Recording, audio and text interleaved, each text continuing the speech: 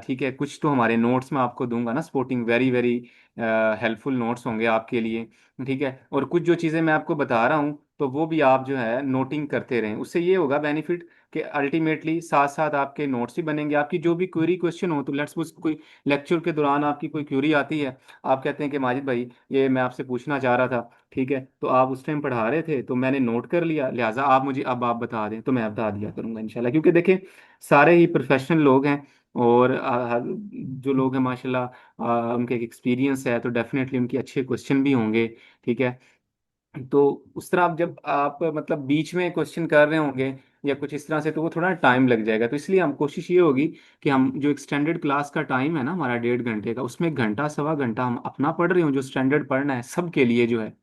ठीक है, और उसके बाद मतलब देखें, एक तो व्हाट्सएप सपोर्ट है ना जो कि 24/7, आप किसी भी टाइम मुझे कहें कि माजिद भाई मुझे ये समझ नहीं आया पॉइंट, या इस पे मुझे क्लैरिटी दें, या ये पॉइंट है प्रैक्टिस में कर रहा हूँ मुझे आया तो आप मुझे बताएं, तो मैं इंशाल्लाह वो आपको बता रहा हूँ।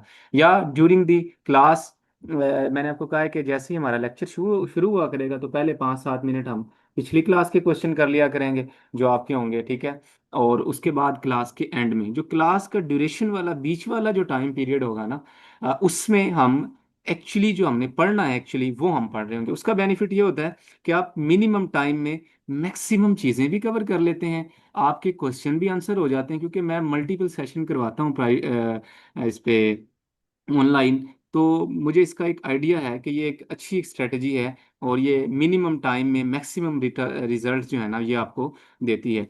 तो जी स्टार्ट करते हैं इंशाल्लाह जी आज की क्लास हमारी, जो कि रिलेटिंग है मॉड्यूल 1, बेसिकली हम डिस्कस कर रहे होंगे आपके साथ। मैंने ना आपको आई थिंक अगर अभी नहीं दिया तो प्लीज़ मैं आपको ग्रुप में शेयर कर दूंगा, नो इशू एट ऑल।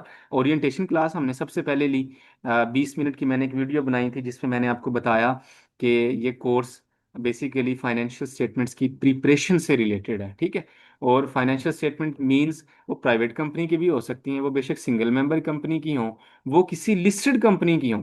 ठीक है, वो किस बेस पे बनती हैं, फ्रेमवर्क क्या होता है, उसमें जो चीज़ें आ रही होती हैं वो क्या क्या हैं, कैसे एक्सप्लेन करनी है, कैश फ्लो कैसे बनानी है, बैलेंस शीट कैसे टैली करनी है, प्रॉफिट एंड लॉस अकाउंट, एक पूरा साइकिल जो होता है अकाउंटिंग का, कि जर्नल एंट्री से लेके till preparation of financial statements तक का जो सफ़र है वो इंशाल्लाह आपके साथ होगा। अल्लाह पाक हमें जो है ना इसमें सीखने की, सिखाने की और एक तौफीक दे, और हमारा जो हम पढ़ रहे हैं वो सारी चीज़ें हमारे लिए जो है वो बेनिफिशियल बनाए इंशाल्लाह जी। तो स्टार्ट करते हैं जी हमारी आज की क्लास। ही मैं ओरिएंटेशन पहले दे चुका हूँ, अगर आप में से किसी ने ले ली है तो वेरी वेल एंड गुड है, अगर नहीं ली तो आप ले भी सकते हैं, इसका भी लिंक मौजूद है। अगर मैं थोड़ा सा क्विकली अपने बारे में बताऊं तो अल्हम्दुलिल्लाह I am I cap qualified chart accountant, और इंस्टीट्यूट ऑफ कॉर्पोरेट सेक्रेटरी उस पाकिस्तान से भी मेंबरशिप है, क्वालिफाइड हूँ।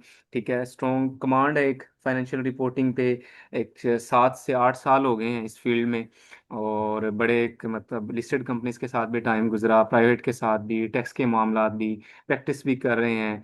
ठीक है, तो उसको भी देखने मतलब आपको पता है ना प्रैक्टिस वाला बंदा जो है ना उसको बड़े सारे केस जो है ना वो मिलते हैं। तो इंशाल्लाह जी आज की क्लास में हम मॉड्यूल 1 जो है वो डिस्कस कर रहे होंगे। हमने कोर्स को मॉड्यूल्स में डिवाइड किया हुआ है, मॉड्यूल 1 जिसमें कुछ 16 से 17 मॉड्यूल हैं।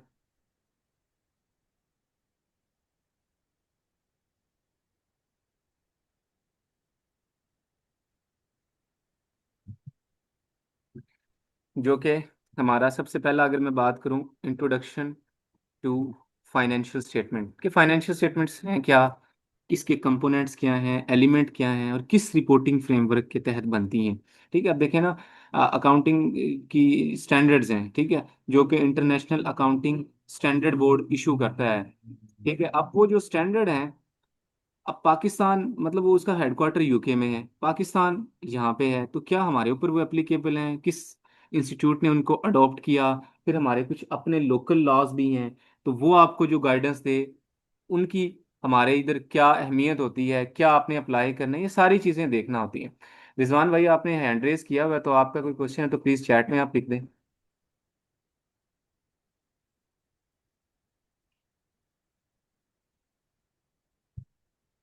मॉड्यूल 2 में अकाउंटिंग साइकिल डिस्कस कर रहे होंगे। ठीक है, जर्नल एंट्री से लेके फाइनेंशियल स्टेटमेंट तक का जो सफ़र है, और ये सफ़र आजकल आपको पता है तय किया जा रहा है ईआरपी सिस्टम के थ्रू।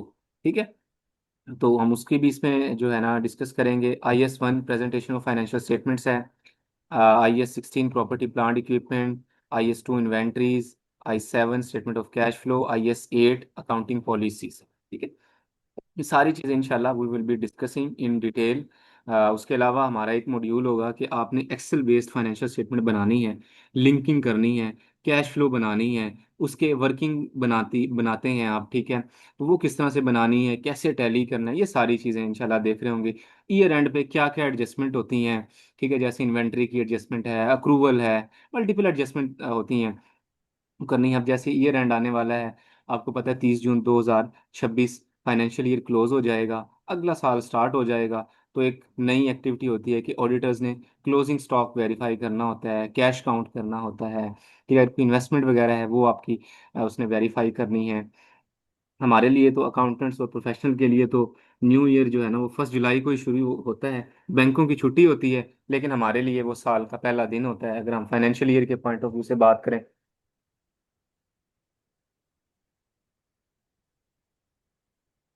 उसके बाद जी, आप फाइनेंशियल स्टेटमेंट बना लेते हैं, आप FBR का काम करते हैं, PRA का, SRB का, BRA का, किसी का भी, तो आपने अपने अकाउंटिंग रिकॉर्ड्स को, ये आपके अकाउंटिंग रिकॉर्ड्स हैं फाइनेंशियल स्टेटमेंट्स बेसिकली जो है। ठीक है, अकाउंटिंग रिकॉर्ड्स में और भी चीज़ें आती हैं, सेल इनवॉइसेस भी आएंगी, परचेज इनवॉइस, मतलब जो फाइनेंशियल स्टेटमेंट बनी है ये एक एग्जेक्टिव समरी है कि इस कंपनी का इतना रेवेन्यू था, ये परचेज थी, ये उसने कमाया, ये लगाया, ये सारी। अब उनके पीछे evidence must be supported by the evidence, तो वो सारी चीज़ें भी अकाउंटिंग रिकॉर्ड का पार्ट हैं। ये हम इंशाल्लाह डिस्कस कर रहे हैं, क्योंकि एक्सेल की फाइनेंशियल स्टेटमेंट जब आप लिंक करते हैं, बनाते हैं, वो कैसे बनाते हैं, और फिर उन रिकॉर्ड्स को आपने FBR की, आप देखें ना FBR में सेल टैक्स रिटर्न भी हैं, आप एनेक्जर HB फाइल करते हैं, JB फाइल करते हैं, स्टॉक का एनेक्जर फाइल करते हैं, हमने CA। ठीक है, अब इनकी आपने अकाउंटिंग में क्या इम्प्लीकेशंस देनी है, ठीक है, ये कैसे मैच करने हैं, रिकॉर्ड रिकंसाइल कैसे करने हैं, कल को कोई नोटिस या कोई प्रॉब्लम आ जाती है, अक्सर आप में से टैक्स के कंसल्टेंट हैं, तो उनके लिए बड़े ही इंपॉर्टेंट मॉड्यूल हैं, सारे ही मॉड्यूल बहुत इंपॉर्टेंट है। ठीक है, मतलब इसमें मैंने वही चीज़ें लिखी हैं कि जो एक मेरा एक्सपीरियंस है कि यार ये चीज़ें ज़रूरी पता होनी चाहिए। उसके बाद ओपन फॉर सजेशन भी हूँ, मतलब ये नहीं है कि जस्ट मैंने जो चीज़ कह दी वही जो है ना हरफे आखिर है, नहीं, आपको लगता है कि नहीं भाई साहब इसमें मुझे एक ये केस भी मिला है, आप ज़रा इस पे भी तो नोट्स डालें, बिल्कुल जी, आप ग्रुप में पूछें, वी कैन डिस्कस इट। ठीक है, तो मतलब we are very very open and very clear regarding any point, any clarification. लेकिन वी आर आल्सो कमिटेड कि हमने जो यहाँ पे कमिट किया है ना कि वी आर डिस्कसिंग दिस, तो इंशाल्लाह वो हमारी प्रायोरिटी होगा। और बाकी चीज़ें सारी आप जो ग्रुप है उसमें आपके प्रैक्टिस के कोई प्रॉब्लम है, इशू है, तो वो आप डिस्कस कर सकते हैं, वो भी हम आपके साथ आंसर कर रहे होंगे। इंशाल्लाह after this course you will be capable कि आप ना सिर्फ फाइनेंशियल स्टेटमेंट बना सकते होंगे, समझ सकते होंगे। आपको पता है ना स्टॉक एक्सचेंज में हमारी सारी फाइनेंशियल स्टेटमेंट की गेम है ना। अक्सर इन्वेस्टर आते हैं कहते हैं कि यार रोते भी हैं कि पैसे लगाए थे, ये हो गया वो हो गया। अब देखें ना, ट्रेनिंग नहीं लेके नहीं आते, समझते नहीं है, उनको पता ही नहीं होता जी अकाउंट्स भी कोई चीज़ है, कोई एसेट भी कोई चीज़ होती है, कोई इसकी बुक वैल्यू देखनी होती है, फिर खरीदना होता है, ये करना होता है, नहीं उनको पता ही नहीं है। ठीक है, मैं कहाँ से देखूं डायरेक्टर रिपोर्ट, प्लांट क्या है कहाँ। अब देखें ना, ये सारी चीज़ें आपको तभी पता चलती हैं जब आपने अकाउंटिंग अच्छे से पढ़ी हो। ठीक है, एक अच्छा अकाउंटेंट ही एक अच्छा इन्वेस्टर हो सकता है। ठीक है, अब लाजमी भी नहीं है ये पॉइंट कि अब बड़े लोग ऐसे हैं कि जो इतने अच्छे अकाउंटेंट नहीं, उनको पता भी नहीं है। आप कह लें कि अक्सर आप कहते हो कि यार ये अंगूठा छाप है, ये है वो है, और उसने ये कर दिया। लेकिन डेफिनेटली अगर आप बैक एंड पे देखते हैं ना, तो उनको सपोर्ट होती है प्रोफेशनल्स की, आप जैसे लोगों की। ठीक है, तो कहीं ना कहीं they are dependent upon your expertise, dependent upon your points. ठीक है, और वो तभी आप बता सकते हैं जब आपको खुद पता होगा। ठीक है, जैसे कहते हैं ना कि अच्छा अकाउंटेंट ही एक अच्छा ऑडिटर हो सकता है। अब उसको पता ही नहीं भाई फाइनेंशियल स्टेटमेंट कैसे बनी, किस किन हालात में बनी, किस फ्रेमवर्क के तहत बनी, तो मैं क्या ऑडिट कर दूंगा। ठीक है, जब हम ऑडिट रिपोर्ट साइन करते हैं, when I place the sign on the auditors report, then definitely we should have this level of expertise, responsibilities कि भाई मैंने देख ली है, फाइनेंशियल स्टेटमेंट सही बनी है, रिपोर्टिंग फ्रेमवर्क ठीक था। ये सारी चीज़ें जो है ना we will be discussing in this topic. तो हम trading companies, manufacturing company, service company, उनके साथ साथ एग्जाम्पल जो है ना वो कवर कर रहे होंगे। तो आज का जो हमारा मेन है वो मॉड्यूल 1 है, टॉपिक। और इंट्रोडक्टरी टाइप क्लास, इसमें कोई हम इतना ज़्यादा वो नहीं करेगा, लेकिन this is a very very important class. इंशाल्लाह आफ्टर दिस क्लास आप खुद कैपेबल होंगे कि आप पूछेंगे कि सर जी वाकई चीज़ों का आइडिया हुआ है, ये चीज़ें पहले क्लैरिटी से नहीं पता थी। ठीक है, introduction to financial statements, components, elements and applicable financial reporting framework, इस पे हमने बात करनी है। तो ज़रा जी क्विकली चलते हैं और अपनी जो है डिस्कशन इस टॉपिक पे, आज के टॉपिक पे अपने पे स्टार्ट करते हैं जी। ठीक है, मैं जस्ट आपको थोड़ा सा क्लैरिटी से बताता चलूँ कि हम इसमें जो एप्लीकेबल फाइनेंशियल रिपोर्टिंग फ्रेमवर्क है उसको किस तरह से देखते हैं।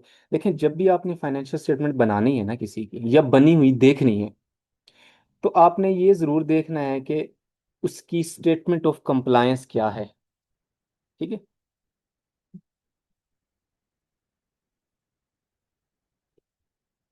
स्टेटमेंट ऑफ कंप्लायंस, कि ये किस रिपोर्टिंग फ्रेमवर्क के तहत बनी, इसको ना हम बेसिस ऑफ प्रिपरेशन भी कह देते हैं। क्या कह देते हैं इसको? Basis of preparation. भाई ये आईएफआरएस के तहत बनी है, ये स्मॉल साइज एंटिटीज के तहत बनी है। किसके तहत? अब आप कहते हैं कि सर जी आप आगे आगे चल रहे हैं, आपने हमें बताया ही नहीं आईएफआरएस क्या है, आईएस क्या है, स्मॉल साइज क्या है। मैं आपको बताता हूँ, देखें। सबसे जो मेन चीज़ है ना वो आपका आईएफआरएस फाउंडेशन है। मैं अब इदारों पे बात लेके आता हूँ। आईएफआरएस फाउंडेशन, जो कि फाइनेंशियल स्टेटमेंट बनाने के जो रूल्स हैं, जो स्टैंडर्ड्स हैं, वो इशू करते हैं।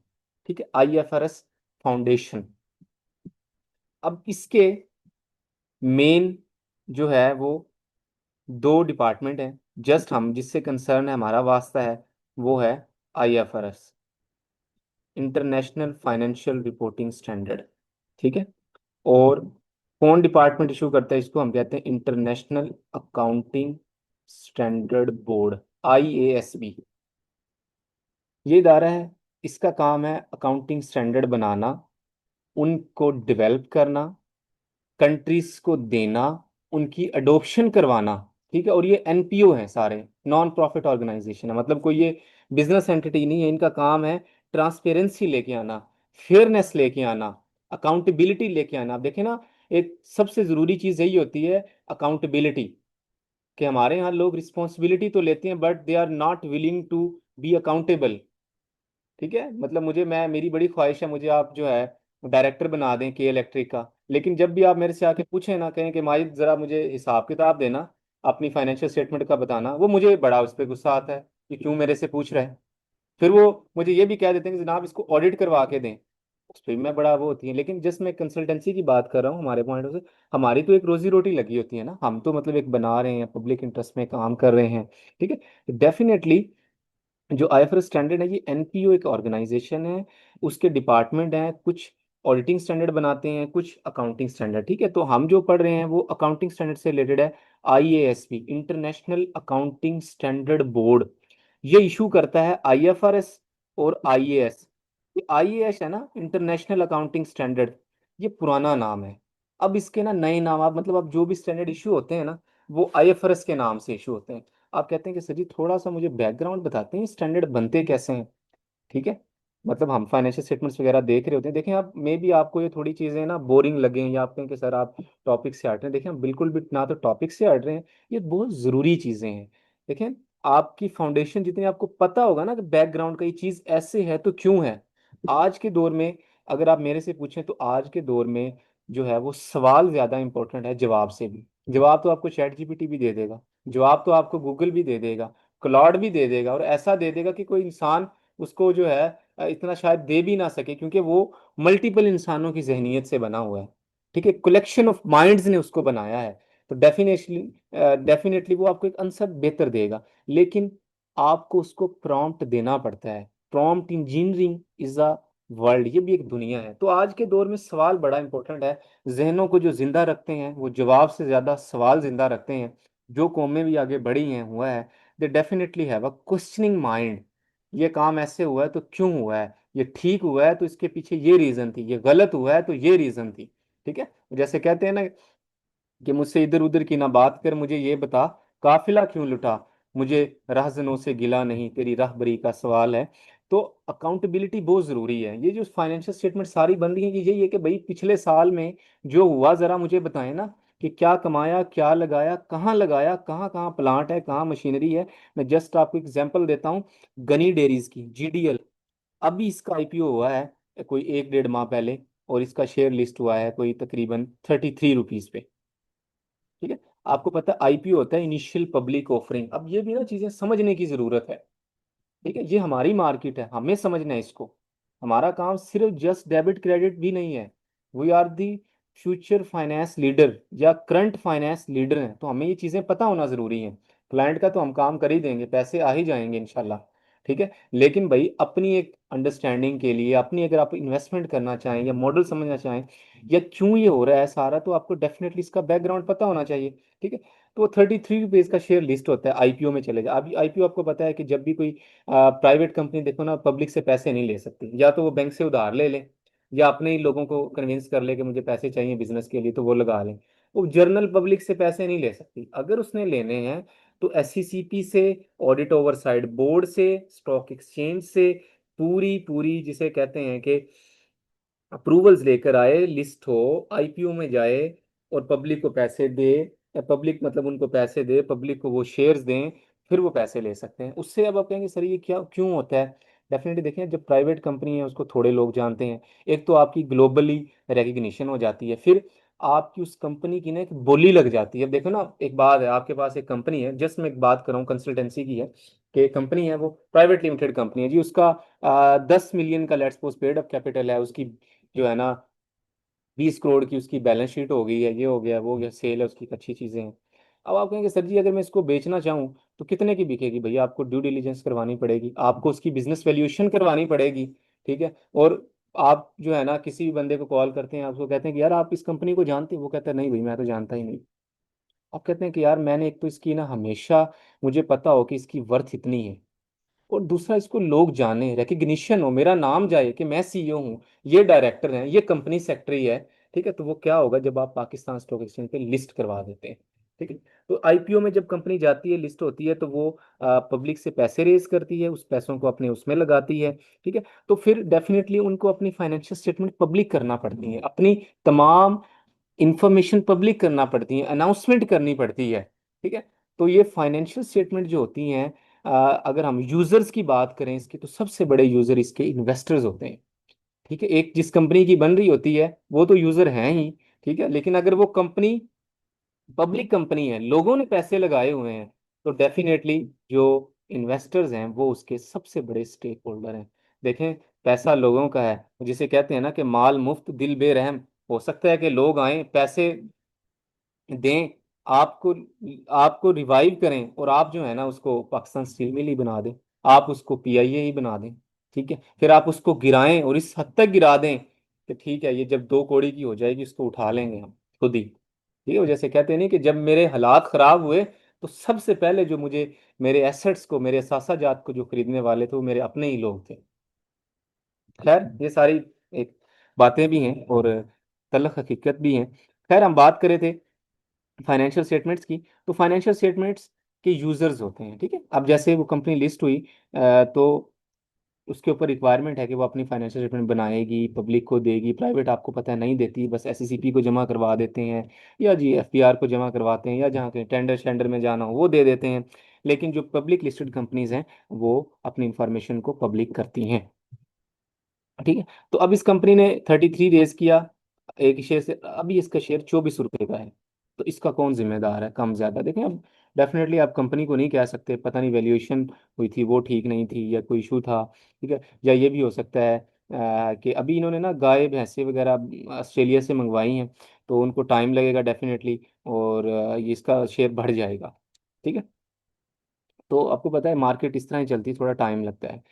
तो उस मार्केट को देखने के लिए, वॉच करने के लिए, फाइनेंशियल स्टेटमेंट का आपको एनालिसिस करना होता है, तो तभी जाके आप जो है उसको समझते हैं।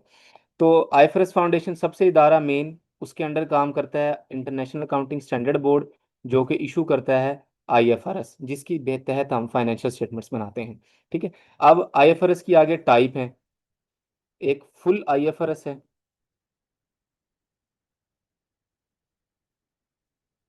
ठीक है। एक आईएफआरएस फॉर एसएमईज है। ठीक है। एक आईएफआरएस फॉर एसएसईज है, स्मॉल साइज एंटिटी। आप कहते हैं कि सर जी ये एसएससीज एसएमईज ये क्या है, ये स्मॉल एंड मीडियम कंपनी जो हैं, जो स्मॉल साइज एंटिटी हैं, उनके लिए, उनको ना थोड़ी सी रिक्वायरमेंट कम होती है। ठीक है, कि आप मतलब इतना बर्डन ना डालें। देखें ना, फाइनेंशियल स्टेटमेंट बनाना भी कोई आम काम नहीं ना, कॉस्ट बेनिफिट एनालिसिस करना होता है आपने। ठीक, ये तो नहीं है कि पैसे ही इतने लग जाएं, ठीक है, कंसल्टेंट को हायर करने के, और उसके के उसका बेनिफिट ही कोई ना हो। तो उन्होंने कुछ लिमिटेशंस, मतलब कुछ जो डिस्क्लोजर रिक्वायरमेंट है वो मिनिमम भी की हुई है। खैर, तो सबसे मेन आईएफआरएस है जो बनाता है। उसके बाद जो जिस कंट्री में वो अडॉप्ट कर लिए जाते हैं ना, जैसे पाकिस्तान में एससीसीपी अडॉप्ट करता है, मतलब बाहर से बने बनाए आते हैं, उनका नोटिफिकेशन आता है कि जितने भी मेंबर कंट्री ना, जैसे पाकिस्तान मेंबर है, ठीक है, तो उसने अप्लाई करना होता है, मतलब उसको अडॉप्ट करना है। तो एससीसीपी एक इदारा है, वो कहेगा कि ठीक है जी, मैं सिक्योरिटीज़ वगैरह को देखता हूँ, ठीक है, कंपनीज की फाइलिंग को देखता हूँ, तो मैं कहता हूँ कि ये अप्लाई कर दो। जैसे आजकल सस्टेनेबिलिटी स्टैंडर्ड है, आईएफआरएस 18 है, ठीक है, जो कि नया आएगा अभी, और जो 1 जनवरी 2027 से, तो एससीसीपी ने उसके बारे में अडोप्शन की जो गाइडलाइंस दी हैं, वो 1 जनवरी 2027 दी है कि उसके बाद जितने भी अकाउंट्स बनेंगे ना, वो किस पे बनेंगे, आईएफआरएस 18 की बेस पे बन रहे हैं।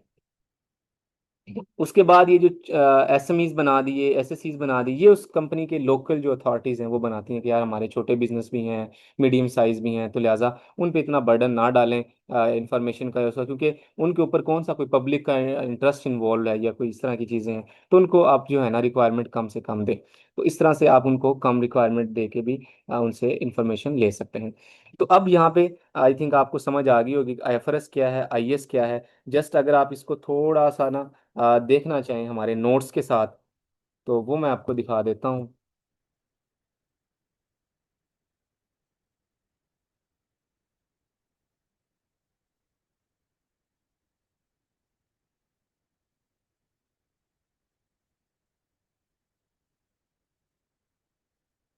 ये हमारा मॉड्यूल है, और इनको मैं जो है ना सेव कर लेता हूँ पीडीएफ में। तो ये जी ओपन हो गया। ठीक है, ये देखें कि प्राइमरी ऑब्जेक्टिव क्या है, यूजफुल इंफॉर्मेशन का इन्वेस्टर, लैंडर्स जिन्होंने उधार दिए हैं वो भी जानना चाहते हैं, भाई कंपनी के अकाउंट्स दिखाओ। क्रेडिटर्स जिनसे आपने रॉ मटेरियल उठाया है, गवर्नमेंट अथॉरिटीज, एफपीआर, ठीक है, ये भी आपसे अकाउंट्स मांग सकते हैं। मैनेजमेंट है, एम्प्लॉयज़ हैं, रेगुलेटर्स हैं, एफपीआर है, ऑडिट ओवरसाइट बोर्ड है, ये आपसे मांग सकते हैं, मतलब ये आपके यूज़र हो सकते हैं फाइनेंशियल स्टेटमेंट्स के। उसके बाद ये देखें आईएफआरएस फाउंडेशन, फुल नेम इसका ये आ गया। इसका department international accounting standard board, और एक होता है ऑडिटिंग स्टैंडर्ड बोर्ड। तो ये ऑडिट वाले इशू करता है, हमारा ताल्लुक सिर्फ इस हिस्से है। ठीक है, ये आईएफआरएस इशू करता है। और आईएस मतलब पुराना नाम है इसका, 2001 में बना है ये, और लंदन यूके में इसका हेडक्वार्टर है। तो ये सारी चीज़ें आपको जो है ना मैंने बता दिया। और आईएसपी का काम क्या है, आईएफआरएस को बनाना, अपडेट करना, ट्रांसपेरेंसी लेके आना, इन्हेंस करना, कंपेरेबिलिटी। ठीक है। तो अब आप कहते हैं कि सर जी ज़रा आप मुझे ये बताएं कि ये कहाँ पे लिखा हुआ है कि इस पे फुल आईएफआरएस लगेंगे, या इस पे स्मॉल साइज के लगेंगे, या इस पे एसएमईज के लगेंगे बिजनेस पे। तो वो मैं कैसे करूँ, तो वो आपने एससीसीपी का जो थर्ड शेड्यूल है ना, वो ओपन कर लेना है। ठीक है, जो थर्ड शेड्यूल्स है कंपनीज एक्ट का, वो आपने ओपन कर लेना है। ये देखिए मैंने ओपन कर लिया, तो इसमें ये आपको बताता है, ये बेसिकली आपको क्लासिफिकेशंस देता है कंपनी की, कि उसके ऊपर ये अकाउंट्स लगेंगे। अच्छा, अब देखें ये ना समझना ज़रूरी है। ठीक है, जब आपको ये पता होगा ना कि अच्छा ये मेरा बिजनेस है, उसकी सेल ये है, ये प्राइवेट कंपनी है या ये लिस्टेड है, उस हिसाब से आप यहाँ चूज करेंगे किस पे क्या लगेंगे, फिर आप उसी की बेस पे अकाउंट बनाओगे। ठीक है। बहुत दफा एससीसीपी का इतराज आता है कि जनाब कंपनी ने अपनी क्लासिफिकेशन ही सही नहीं दी हुई, अपने अकाउंट्स ही सही नहीं बनाए हुए, उसने अपना स्टैंडर्ड ही सही नहीं लगाए। ठीक है, तो ये आपको थर्ड शेड्यूल जो कंपनीज एक्ट का वो बताता है, अंडर सेक्शन 224 एंड 225 कंपनीज की क्लासिफिकेशन देता है। सबसे पहले देता है पब्लिक इंटरेस्ट कंपनी, जिसमें लार्ज साइज लिस्टेड कंपनी आती है। ठीक है, इसके ऊपर फुल आईएफआरएस लगते हैं, international financial reporting standards, full IFRS. मतलब इसने सारे जितने भी आईएफआरएस हैं ना, उनको कंप्लाई करना होता है। ठीक है, और इस पे कंपनीज एक्ट का कौन सा शेड्यूल लगता है? फोर्थ शेड्यूल लगता है। उसके बाद आप कहते हैं कि सर जी अच्छी एक कंपनी है जो नॉन लिस्टेड है, लेकिन वो पब्लिक सेक्टर है, गवर्नमेंट की कंपनी है, वो किसी एनबीएफसी है कुछ इस तरह, तो उस पे क्या लगेंगे? मैंने कहा उस पे भी आईएफआरएस ही लगेंगे, लेकिन उस पे कंपनीज एक्ट का पांचवा शेड्यूल लगेगा। अच्छा देखिए, आप कहेंगे सर जी आईएफआरएस तो समझ आ गई, ये तो इंटरनेशनल स्टैंडर्ड्स हैं, लॉज हैं, ये फिफ्थ शेड्यूल, ये लोकल लॉ आप बार बार क्यों बीच में लेके आ रहे हैं? मैंने कहा भाई एसईसीपी भी कोई इदारा है, उसकी बात माननी है नहीं माननी? ठीक है, आप कहते हैं हाँ सर मानिए। अच्छा, आप कहते हैं सर जी क्या कभी ऐसे भी हो सकता है कि एक पॉइंट को आईएफआरएस वाले कह दें कि ये ठीक है, लेकिन एससीसीपी उसमें अपनी कोई और जो है ना पॉइंट दे, वो कहे कि नहीं इसको ऐसे करना है? मतलब कभी इनकंसिस्टेंसी आ सकती है इंटरनेशनल लॉज में और एससीसीपी के लॉ में? मैंने कहा बिल्कुल आ सकती है। तो आप कहेंगे सर जी फिर हम क्या फॉलो करेंगे? मैंने कहा फिर आप लोकल लॉ को प्रिवेल करेंगे। when there has been an inconsistency between the local laws and the international financial reporting standard, then the local laws will prevail। ठीक है, जैसे अकाउंटिंग स्टैंडर्ड में कहीं भी इतना ज्यादा कोई जिक्र नहीं है कि आपने डायरेक्टर की सैलरी को और उसको जो है ना खोल खोल के बताना है कि इसमें यूटिलिटी इतना दिया, मैंने घर का रेंट इतना दिया, उसको रेमुनरेशन इतने दी, बोनस इतना दिया, फलां इतना दिया। वो तो कहते हैं ठीक है डायरेक्टर रिलेटेड पार्टी है, एज पर IS 24 आप इसको जो है ना डायरेक्टर डिक्लेयर कर रहे हैं, तो आप इसकी इंफॉर्मेशन दें। लेकिन जो कंपनीज एक्ट है ये आपको रिक्वायर करता है भैया आप ये सारी चीजें भी बताओ, तो तब आप जो है ना उसको बता रहे होते हैं। ठीक है, तो ये जो थर्ड शेड्यूल है ना, इससे आप कंपनीज चूज कर लेते हैं। ठीक है, या अगर कोई लार्ज साइज कंपनी है, मतलब वो ना तो लिस्टेड है ना पब्लिक अनलिस्टेड है, लेकिन उसका पेड अप कैपिटल 200 मिलियन का है, और उसका जो टर्नओवर सेल है वो 800 मिलियन की है, और एम्प्लॉयज उसके 750 या उससे ज्यादा हैं, तो उस पर भी फुल आईएफआरएस लगेंगे। वो मतलब वही बड़ी कंपनी है और पांचवा शेड्यूल लगेगा। ठीक है, जो अंडर सेक्शन 42 की कंपनीज हैं उनके ऊपर भी फुल आईएफआरएस लग रहे होंगे। ठीक है, full IFRS and accounting standard for NPO, तो ये एक मेजर चेंज आई थी। पहले लगता था इस पे सिर्फ अकाउंटिंग स्टैंडर्ड एनपीओ, लेकिन अब इस पे फुल आईएफआरएस लगते हैं। आप कहते हैं सर जी जो छोटी कंपनियां हैं, जैसे लेट्स सपोज 200 मिलियन से कम है, उसका 1 मिलियन भी हो सकता है, ठीक है, लेकिन उसका टर्नओवर 800 मिलियन तक है, और इम्प्लाइज भी उसके 750 से कम है, तो उस पे आईएफआरएस फॉर एसएमईज लगते हैं। ठीक है, तो इस तरह से ना कंपनीज की क्लासिफिकेशन के हिसाब से आप कहते हैं कि सर जी एक मेरी कंपनी है, मैं क्लाइंट है मेरा, और उसका पेड अप कैपिटल 10 मिलियन तक है, मतलब लेट्स सपोज 1 लाख है। देखना अप टू 10 मिलियन का मतलब यही है ना कि 10 मिलियन से ज्यादा नहीं है, कम तो जितना मर्जी हो सकता है। ठीक है, 1 लाख भी हो सकता है, और उसका टर्नओवर भी 150 मिलियन से कम है, and implies not more than 250, और इम्प्लाइज भी 250 से ज़्यादा नहीं है, तो वो स्मॉल साइज एंटिटी है, स्मॉल साइज कंपनी है, उसके ऊपर ये आईएफआरएस लगेंगे, एएफआरएस फॉर एसएससीज। आप कहते हैं कि सर जी इंटरनेशनल भी समझ आ जाता है कि आईएफआरएस तो जो इंटरनेशनल अकाउंटिंग स्टैंडर्ड बोर्ड है उसने इशू किए हैं। ज़रा आप ये बताते हैं कि ये एएफआरएस फॉर एसईसीज, एसएमईज, एनपीओ ये किसने इशू किए? मैंने कहा कि ये आई कैप इशू करता है आपको। आई कैप का भी एक अकाउंटिंग स्टैंडर्ड बोर्ड है, वो पूरी दुनिया के जो स्टैंडर्ड बोर्ड है ना, मतलब आईएफआरएस जो है इंटरनेट, उसको सामने रखता है, फिर अपने कंट्री के हालात सामने रखता है, बिजनेसेस के हालात देखता है, स्मॉल साइज कंपनी क्या, उसके हिसाब से वो छोटे छोटे स्टैंडर्ड भी बना देता है। मतलब वो कहता है कि अगर छोटी कंपनी है, 10 मिलियन तक पेड अप कैपिटल है, तो वो फुल आईएफआरएस ना लगाए, बल्कि स्मॉल साइज बना दे। देखिए उसके अकाउंट्स तो बनेंगे, लेकिन उस पर कम डिस्क्लोजर रिक्वायरमेंट होती है, मतलब उसने फाइनेंशियल इंस्ट्रूमेंट नहीं डिस्क्लोज करना होता, मतलब मोटी मोटी चीजें अब कह लें जो उनसे डिस्क्लोज करनी है, कोई इन डेप्थ डिस्क्लोजर नहीं देना उसने, क्योंकि वो छोटी कंपनी है ना। अगर वो लिस्टेड होती तो उसके ऊपर फुल आईएफआरएस ही लग रहे होते। ठीक है, तो इस तरह से जो ये क्लासिफिकेशन है ये आपको हेल्प करती है कि आप इसको देखें और डिसाइड करें कि भाई मेरी कंपनी क्या है और किस बेस पे मैंने उस पर अप्लाई करना है। ठीक है, तो यहाँ से आपको उसका पता चलता है कि क्या मेरी कंपनी के ऊपर एप्लीकेबल लॉज कौन से हैं, मतलब कौन सा स्टैंडर्ड एप्लीकेबल है। क्या मैंने फुल आईएफआरएस लगाने हैं, क्योंकि देखे ना, हम ये सारे जो पढ़ रहे हैं ना, ये बेसिकली फुल आईएफआरएस से रिलेटिंग है। ठीक है। अब ये भी तो हो सकता है कि आपके छोटे क्लाइंट और आप उस पर भी फुल आईएफआरएस लगा दें। देखें, परमिशन है, आप लगा सकते हैं, लेकिन आपको बहुत ज्यादा डिस्क्लोजर देना पड़ेंगे। तो क्यों अपने आप को मुश्किल में डाल रहे हो? आ बैल मुझे मार क्यों कह रहे हो, जब आपको लॉ कहता है कि नहीं, आप जो है ना छोटे स्टैंडर्ड लगा लें, स्मॉल साइज लगा लें, तो आप वही लगाएं। देखें, मेन कॉन्सेप्ट वही होते हैं। डेबिट क्रेडिट वैसे ही होगा, सेल वैसे ही दिखानी है, परचेज दिखानी, बस ना थोड़ी लिमिटेड डिस्क्लोजर आ जाते हैं। जैसे कि आपको बड़े कंपनी के अकाउंट देखते हैं ना, जब आप लिस्टेड वगैरह के, वो 100 100 150 150 पेजेस की हर चीज डिस्क्लोज करनी है, एक लाइन लिखनी है, बताना है। ठीक है। जो स्मॉल साइज है, ये एसएमईज है, उस पर इतना शायद नहीं है। तो आप वो 10 15 20 पेजेस के अकाउंट भी बना के उनको फुलफिल कर सकते हैं।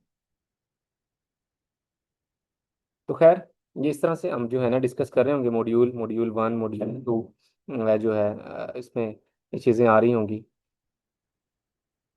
देन उसके बाद अगर हम बात करें उसकी स्टैंडर्ड्स की, तो मैं आपको डायरेक्ट ना एक्सेल की फाइल पे लेके जाता हूँ। ये देखें, ये कंपनी के अकाउंट्स हैं। आई होप कि आपको ये स्क्रीन शेयर हो रही होगी। मैं इसको थोड़ा छोटा कर लेता हूँ, बेसिकली बहुत बड़े अकाउंट्स हैं। ये देखें, एबीसी कंपनी प्राइवेट लिमिटेड है, और लेट्स सपोज 31 दिसंबर 23 के अकाउंट है। जस्ट मैंने फर्जी जो है ना फिगर्स ली हैं, फर्जी ईयर लिया है। आप इसको 25 समझ लें, 26 समझ लें, इट्स अप टू यू। ठीक है। तो ये इसकी बैलेंस शीट है, स्टेटमेंट ऑफ फाइनेंशियल पोजीशन जिसे आप कहते हैं। ठीक है। और ये जो कंडेंस लिखा हुआ है ना वर्ड, ये कंडेंस का मतलब है कि क्या है, ये हाफ ईयर की रिपोर्ट है, मतलब पूरे साल की नहीं। पूरे साल में सिर्फ स्टेटमेंट ऑफ फाइनेंशियल पोजीशन लिखा होता है। कंडेंस मतलब क्या है कि एब्रिज फॉर्म, मतलब इसकी समराइज्ड आप कह लें। तो आपके जब 6 महीने क्लोज होते हैं ना, तो लिस्टेड कंपनीज ने कंडेंस इंटरनल फाइनेंशियल स्टेटमेंट बनानी होती हैं, 6 महीनों के अकाउंट्स। तो उसमें वो थोड़ी इंफॉर्मेशन देती है, मतलब अपनी sale, purchase, profit and loss, balance sheet, ये तो बताती ही हैं, लेकिन वो कितने कोई बड़े बड़े डिस्क्लोजर नहीं देती। वो कहते हैं कि भाई ईयर एंड पे जब अकाउंट्स बनेंगे ना, तब देने हैं ना, तो वो उस तरह दे देती हैं। ठीक है। मतलब कोई अगर चेंज आ जाए तो वो बताती हैं, वरना इन डेप्थ नहीं देती। तो देखें, ये इसकी बैलेंस शीट है। उसके बाद ये प्रॉफिट एंड लॉस है। ये ना फाइनेंशियल स्टेटमेंट्स की आप कह लें कि इसके कंपोनेंट्स हैं, कि स्टेटमेंट ऑफ फाइनेंशियल पोजीशन होती है, प्रॉफिट एंड लॉस अकाउंट होता है, statement of changes in equity होती है, स्टेटमेंट ऑफ कैश फ्लोज होते हैं, और नोट्स टू द अकाउंट होते हैं। ये 5 मेन चीज़ें होती हैं। उसके बाद तो भाई उसकी पॉलिसी नोट है, कि वो किस स्टैंडर्ड के तहत बनी, अकाउंटिंग कन्वेंशन क्या यूज़ हुई, उस कंपनी का नाम क्या है, कब बनी, उसका रजिस्टर्ड ऑफिस कहाँ है, यूनिट कहाँ है, मतलब फिर वो सारी ना डिस्क्रिप्टिव डिटेल्स होती हैं। ठीक है। जिसे आप नैरेटिव भी, नैरेटिव फॉर्म में होती हैं। उसके बाद नोट्स टू द अकाउंट है। ठीक है। तो ये सारी चीज़ें हैं जो कि फाइनेंशियल स्टेटमेंट का पार्ट बनती हैं। उसके बाद ना वर्किंग है सारी उसका। देखें, ट्रायल बैलेंस वगैरह ये ना अकाउंट्स में ही रह जाते हैं, या आप एफबीआर को या उसको नहीं दे रहे होते, बस इसके बेस पे अकाउंट्स बनाते हो, लेकिन ये आपके पास ही रहते हैं। ग्रुपिंग होती है, मतलब देखें ना, सबसे पहले अगर मैं आपको अकाउंटिंग साइकिल बताऊं तो क्या है कि ट्रांजैक्शन अक्कर होती है। ठीक है। और उसके उससे लेजर बनते हैं, मतलब कोई आपने सेल की, परचेज की, तो वो ट्रांजैक्शन लेजर में जाएगी। हमने इसको ना डिटेल में डिस्कस करना है, लेकिन अभी पॉइंट आ गया है तो मैं जस्ट आपको बता रहा हूँ। ठीक है। लेजर्स के तमाम क्लोजिंग बैलेंसेस जो हैं वो कहाँ पे जाते हैं? ट्रायल बैलेंस में। ट्रायल बैलेंस से ग्रुपिंग बनती है, बैलेंस शीट की, प्रॉफिट एंड लॉस की, फिर नोट्स पे आते हैं। और नोट्स के हम जाके जो लिंक लगाते हैं वो कैश फ्लो पे, मतलब ये बड़ी जो स्टेटमेंट है ना, इसके ऊपर जो लगाते हैं कि इतना। ये लेट्स को देखें ना, अब इसमें दिया हुआ है कि अब देखें, प्रॉपर्टी प्लांट इक्विपमेंट 11 अरब का प्रॉपर्टी प्लांट इक्विपमेंट है हमारे पास। ठीक है। और नोट ये दिया हुआ 11। अब मैं नोट 11 पे जब जाता हूँ ना, ठीक है, तो मुझे पता चलता है कि भाई 11 भी कोई एक चीज़ है। पता नहीं यहाँ पे इसने हाइड ही ना कर दिया हो, 9 10 नहीं है, ये रहा। ये देखें, नोट 11 ये आ गया, कि इसमें ऑपरेटिंग फिक्स एसेट 10 अरब के हैं, 300 मिलियन का राइट ऑफ यूज़ है, मतलब लीज पे एसेट लिए हुए हैं, और 245 मिलियन की कोई चीज़ें हैं जो कि बन रही हैं। ठीक है। मतलब कैपिटल वर्क इन प्रोसेस है। तो 11 अरब का उसने ब्रेकअप दे दिया। तो देखें, तब बैलेंस शीट है, उस पर समरी है। अगर उसकी एक्सप्लेनेशन चाहिए, नोट्स चाहिए, तो वो जाके नोट्स में दी हुई है।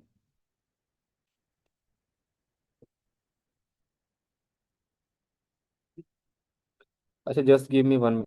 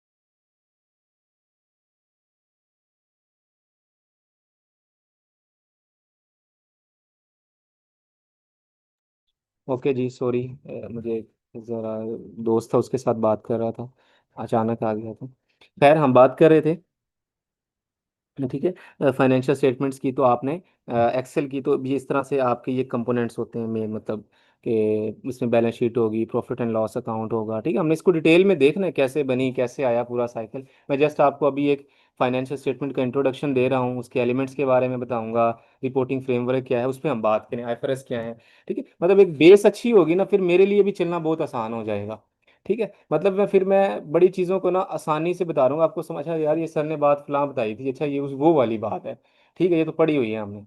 तो ये चीज़ें जो है ना हमारे लिए आसानी क्रिएट कर रही होंगी इंशाल्लाह आने वाले टाइम में। खैर, जो अभी हम बात कर रहे थे ना कि ये किस रिपोर्टिंग फ्रेमवर्क के तहत, ये ना पॉलिसी नोट में लिखा होता है, यहाँ पाते हैं ना, नोट जो 1 होता है, ठीक है, इसमें कंपनी का नाम वगैरह, उधर ये देखो स्टेटमेंट ऑफ कंप्लायंस इसमें आता है। इसमें लिखा होता है कि ये जो फाइनेंशियल स्टेटमेंट बनी है किस किन स्टैंडर्ड के तहत बनी। तो ये देखो, वो कह रहे हैं कि फाइनेंशियल स्टेटमेंट जो बनी है ना, ये इंटरनेशनल फाइनेंशियल रिपोर्टिंग स्टैंडर्ड के तहत बनी हुई है, ठीक है। IS 34 लगाया है हमने। IS 34 बेसिकली जो हाफ ईयर की फाइनेंशियल स्टेटमेंट है ना उन पे लगता है, और जो फुल ईयर की हो उस पे सारे ही स्टैंडर्ड लगते हैं।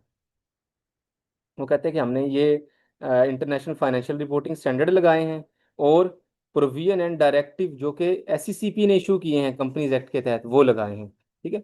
आप कहते हैं कि ओके, ओके, ज़रा मुझे ये बताओ कि ये कहाँ लिखा हुआ है कि where the provision of and directive issued under companies act differ with the requirement of IS 34, the provision of companies act have been followed. ये मैंने आपको बताया था ना कि जहाँ भी लोकल लॉ और इंटरनेशनल लॉ में फ़र्क आ जाएगा स्टैंडर्ड्स में, तो आपने लोकल लॉ प्रिवेल करेगा, लोकल लॉ जो है ना वो प्रिवेल कर रहा होगा, वो अप्लाई होगा। उसके बाद मटेरियल अकाउंटिंग पॉलिसी इंफॉर्मेशन, ये हमारे स्टैंडर्ड हैं, उसमें हमने डिस्कस कर लेना। ये जस्ट अभी मैंने आपको सिर्फ ये बताया है कि भाई ये जो फाइनेंशियल स्टेटमेंट बनती हैं, ये किस तहत बनती हैं, क्यों बनती हैं, पर्पस क्या है। रेगुलेटर्स होते हैं उनको देने हैं, गवर्नमेंट डिपार्टमेंट को जमा करवानी है, ठीक है, क्या कमा रहे हो, क्या लगा रहे हो, ठीक है। पब्लिक लिस्टेड कंपनी है खास तौर पे, उनमें आपने ये सारी रिपोर्टिंग करनी होती है, ठीक है? उसके बाद आप ज़रा कहते हैं कि सर जी ठीक है, आपने एक्सेल की फाइल खोली हुई है, ज़रा मुझे ये बताते हैं कि ये जो नाम लिखे हुए आ रहे हैं, share capital and reserve, non current assets, non current liabilities, current assets, assets, ये क्या है, ज़रा इन पे थोड़ा गाइडेंस देते हैं मुझे। और फिर आप ये देखें ना, आपने पीरियड का भी जिक्र किया हुआ है कि 31 दिसंबर 23 है, 24 है, 25 है, ये कितना इंपॉर्टेंट है, कितने महीनों के अकाउंट बनते हैं, ठीक है। तो मैं आपको बताता हूँ कि जब भी अकाउंट नॉर्मली बनते हैं ना 12 महीनों के बनते हैं, और पाकिस्तान में जो फाइनेंशियल ईयर्स हैं वो 1 जुलाई 2024-25, मतलब जुलाई से शुरू होता है फर्स्ट से, और 30 जून पे क्लोज हो जाता है, ठीक है। लेकिन जो डिफरेंट कंपनीज हैं उनको डिफरेंट फाइनेंशियल ईयर भी अलॉट हुए हैं, जैसे इंश्योरेंस की कंपनियां हैं, उनको इनका ईयर एंड जनवरी से लेकर दिसंबर तक है। जो शुगर का है वो जो है 1 अक्टूबर से 30 सितंबर तक है, ठीक है। जो बैंक हैं उनका भी जनवरी से दिसंबर है। तो ये डिपेंड करता है एक मतलब नेचर ऑफ बिजनेस पे, और कुछ ईयर जो स्पेशल ईयर हम उनको कहते हैं, मतलब जो 1 जुलाई से 30 जून के अलावा जो ईयर होते हैं उनको स्पेशल ईयर कहते हैं, ठीक है। तो जैसे अब शुगर की हम बात करें, मैंने शुगर के भी काफ़ी ऑडिट किए हुए हैं, तो उनका ये होता है कि सारा साल वो रिपेयर एंड मेंटेनेंस चलती रहती है, वो प्लांट को जो है ना ठीक करते रहते हैं, उसका बॉयलर सेट करते रहते हैं, और 3-4 महीने का मैक्सिमम सीजन होता है जो कि नवंबर के एंड में शुरू होता है, मतलब आप कह लें कि मिड में, 15 नवंबर को शुरू हो गया, 16 को, और फरवरी तक भी अगर चल जाए ना तो बड़ी बात होती है, क्योंकि कमाद का जो सीजन है ना वो बस इसी टाइम पीरियड में होता है। तो इसको हम कहते हैं क्रशिंग सीजन, ठीक है। तो इसीलिए लॉ ने उनको इजाज़त दी हुई है कि यार आप अपने अकाउंट्स जो है ना वो बनाए ना, तो वो अक्टूबर से लेके सितंबर तक बना लिया करें, ठीक है। मतलब जैसे ही आपका बिजनेस शुरू हो ना, तो वो अगले साल में हो, ठीक है। मतलब बिजनेस शुरू होने से पहले पहले आप अपने चीजें बना लिया करें, कर लिया करें। तो ये में डिपेंड करता है नेचर ऑफ बिजनेस के हिसाब से। तो जो जितने भी शुगर इंडस्ट्रीज में लोग जॉब कर रहे हैं, अगर आप उनको देखें ना, तो कुछ को छोड़ के जो साइट एरिया है ना उन पे ड्यूटी टाइमिंग होती है सुबह 7 से दोपहर 2 बजे तक, स्कूलों वाली ड्यूटी होती है नॉर्मली, ठीक है। उसके बाद लोग चले जाते हैं। हाँ, जो बड़े बड़े शहरों में हेड ऑफिसेज हैं ना, उनमें पूरी पूरी टाइमिंग लेते हैं लोग, 9 से 5 ही करते हैं, मतलब वो स्पोर्ट के लिए हैं क्योंकि हेड ऑफिस तो, ठीक है। तो अगर हम बात करें थोड़ा सा एसेट्स की और उसकी, तो सबसे पहले जी एसेट्स, एसेट बेसिकली क्या है, नाम से ही जाहिर है कि रिसोर्स कंट्रोल्ड बाई एंटिटी। ठीक है, मैंने पैसे लेने हैं, मेरा एसेट है। मेरे पास प्लांट एंड मशीनरी पड़ी है, मेरा एसेट है। मेरा मोबाइल है, मेरा एसेट है। क्यों? क्योंकि मेरा रिसोर्स है, मेरे कंट्रोल में है, इकोनॉमिक बेनिफिट मैं ले सकता हूं, तो मेरा है। ठीक है। आप कहते हैं कि सर जी मैंने गाड़ी लीज पे ली है, मैं इंस्टॉलमेंट पे कर रहा हूँ, क्या मेरा है? गाड़ी मेरी है। अपनी किताबों में शो करवाऊं, कंपनी ने गाड़ियां लीज पे ले ली हैं, IFRS 16 अप्लाई हो गया है, जी बिल्कुल आपकी है। आप कंपनी के अकाउंट में right of use asset show करो कि मुझे इसका राइट मिला हुआ है यूज करने का। आप कहते हैं कि सर जी मैं तो पैसे दे रहा हूं, अभी तो मेरी ओनरशिप में नहीं है, मैं क्यों करूं? भाई कंट्रोल आप कर रहे हो, इसको कहते हैं substance over form. Very very important concept, substance over form. कि सिर्फ शक्लो सूरत पे ना जाओ, सब्सटेंस देखो, एक्चुअली क्या है। दिलों के हाल अल्लाह बेहतर जानता है, किसके दिल में क्या है और वो क्या दिखा रहा है, इसका फैसला तो कल क़यामत के दिन होगा। ये मेरे या आपके बस की बात तो नहीं है। लेकिन जब अकाउंटिंग के पॉइंट ऑफ व्यू से आप बात कर रहे हैं ना, कि ये गाड़ी जो है इसकी किस्तें मैं दे रहा हूँ, यूज मैं कर रहा हूँ, कंट्रोल मेरा है, पंचर लग जाता है तो मैं ठीक करवाता हूँ, पंक्चर लग जाता है उसको मैं ठीक करवाता हूँ। ठीक है, जब इस तरह की चीजें आप कर रहे हैं तो भाई आपके कंट्रोल में है ना, इसका मतलब वो आपका है, आप अपनी बुक्स में रिकॉर्ड करें। आप कहते हैं कि सर जी क्या मैं गाड़ियों के नाम से ही रिकॉर्ड करूं, व्हीकल्स के नाम से? मैंने कहा यार देखो, ये थोड़ा स्पेशल केस है। IFRS 16 आपको कहता है कि आप इसको ना है आपका एसेट, अंडर एसेट रिकॉर्ड करो, लेकिन इसको ना ROU रिकॉर्ड कर लो, राइट ऑफ यूज एसेट्स। कि मैं इंस्टॉलमेंट्स दे रहा हूँ, मैंने कॉन्ट्रैक्ट किया हुआ है, मैंने पैसे देने हैं, लाइबिलिटी है मेरी, ओब्लिगेशन है, लेकिन उन्होंने मुझे राइट दे दिया कि आप ये गाड़ी इस्तेमाल करो, मैं भाई मालिक हूँ, उसका कंट्रोल मेरा है, इकोनॉमिक बेनिफिट मेरे हैं, मेरे बच्चे स्कूल जाते हैं आते हैं, कंपनी की डिलीवरी वैन है उसमें इस्तेमाल हो रही है, तो ये जो बेनिफिट्स मैं ले रहा हूँ तो मैं इसको रिकॉर्ड कर लूँ अपना एसेट, बिल्कुल कर लें। तो आप कहते हैं कि सर जी आप इस कॉन्सेप्ट को क्या कह रहे हैं, सब्सटेंस ओवर फॉर्म, कि आपने ना सब्सटेंस देखना है क्या है। ठीक है। अक्सर होता है ना कि आप कहते हैं कि सर जी मैंने एक ना डिलीवरी वैन भेज दी, सेल कर दी हैं चीजें। तो मैंने कहा यार आपके साथ उसका क्या कॉन्ट्रैक्ट हुआ है, पैसे आ गए? आप कहते हैं कि नहीं नहीं सर पैसे नहीं आए अभी, उसने मुझे कहा है कि पैसे ये गुड्स मुझे दे दें, मेरे वेयर हाउस में रखें, जैसे जैसे सेल होती रहेगी मैं आपको देता रहूंगा। तो सर जी मेरे किताबों से तो वो निकल गई है ना, तो लिहाजा मेरी तो सेल हो गई, मैं तो सेल रिकॉर्ड करता हूँ। भाई ना, ना करें सेल रिकॉर्ड, क्यों? आप तो कॉन्सेप्ट की धज्जियां उखेड़ रहे हैं। सेल तो वो होती है कि जो आपको इकोनॉमिक बेनिफिट आप रिसीव करने के काबिल हो जाए, ठीक है, आपका राइट एस्टेब्लिश हो जाए। अब भाई अभी तो आपका राइट एस्टेब्लिश नहीं हुआ, वो तो चीजें लेके गया है, अल्लाह ना करे वो बेच ना सका तो आपको तो चीजें वापस आएंगी। ठीक है, तो ये तो सिर्फ आपने उन चीजों की लोकेशन चेंज की है, अपने वेयर हाउस से निकाल के दूसरे की शॉप पे रख दी है। इसको कहते हैं sale on consignment basis, sale on sale basis, agent और प्रिंसिपल का रिलेशनशिप। आप तो वो कर रहे हैं, आप सेल क्यों रिकॉर्ड करेंगे? ठीक है, तो वो सेल आप रिकॉर्ड नहीं करेंगे। क्यों? क्योंकि वो सेल एक्चुअली अभी हुई ही नहीं है। खैर, एसेट की हम बात कर रहे थे, तो एसेट क्या होता है कि आपका इकोनॉमिक रिसोर्स है जिसका आपके ऊपर कंट्रोल होता है, आपको उससे बेनिफिट आते हैं। अब देखें एसेट्स में दो टाइप देते हैं नॉर्मली वो एसेट की, एक नॉन करंट एसेट्स और एक current assets. Non current asset वो एसेट्स हैं जिनके बेनिफिट्स आपको 1 साल से ज्यादा अरसे तक आते रहते हैं। आप कहते हैं कि सर जी ये 1 साल कहाँ से देखना है, ये तो आपको टाइमलाइन बताएं। ये जो भी आपका ईयर एंड होता है ना, उससे आगे 1 साल देखते होते हैं, कि अगर 1 साल से ज्यादा आएंगे तो ये हमारा नॉन करंट एसेट है। और करंट एसेट वो है कि जिसके बेनिफिट आपको विद इन 1 ईयर आते हैं। ठीक है, मतलब आपके 12 मंथ के अंदर अंदर आ जाते हैं, आपको नॉर्मल ऑपरेटिंग साइकिल के अंदर आ जाते हैं 12 मंथ, इसको करंट एसेट्स कहते हैं। आप कहते हैं अच्छा सर जी ये PP है, प्रॉपर्टी प्लांट इक्विपमेंट, ये मेरा एसेट है, प्लांट है, मेरा कंट्रोल है, मैं बेनिफिट्स लेता हूँ इससे।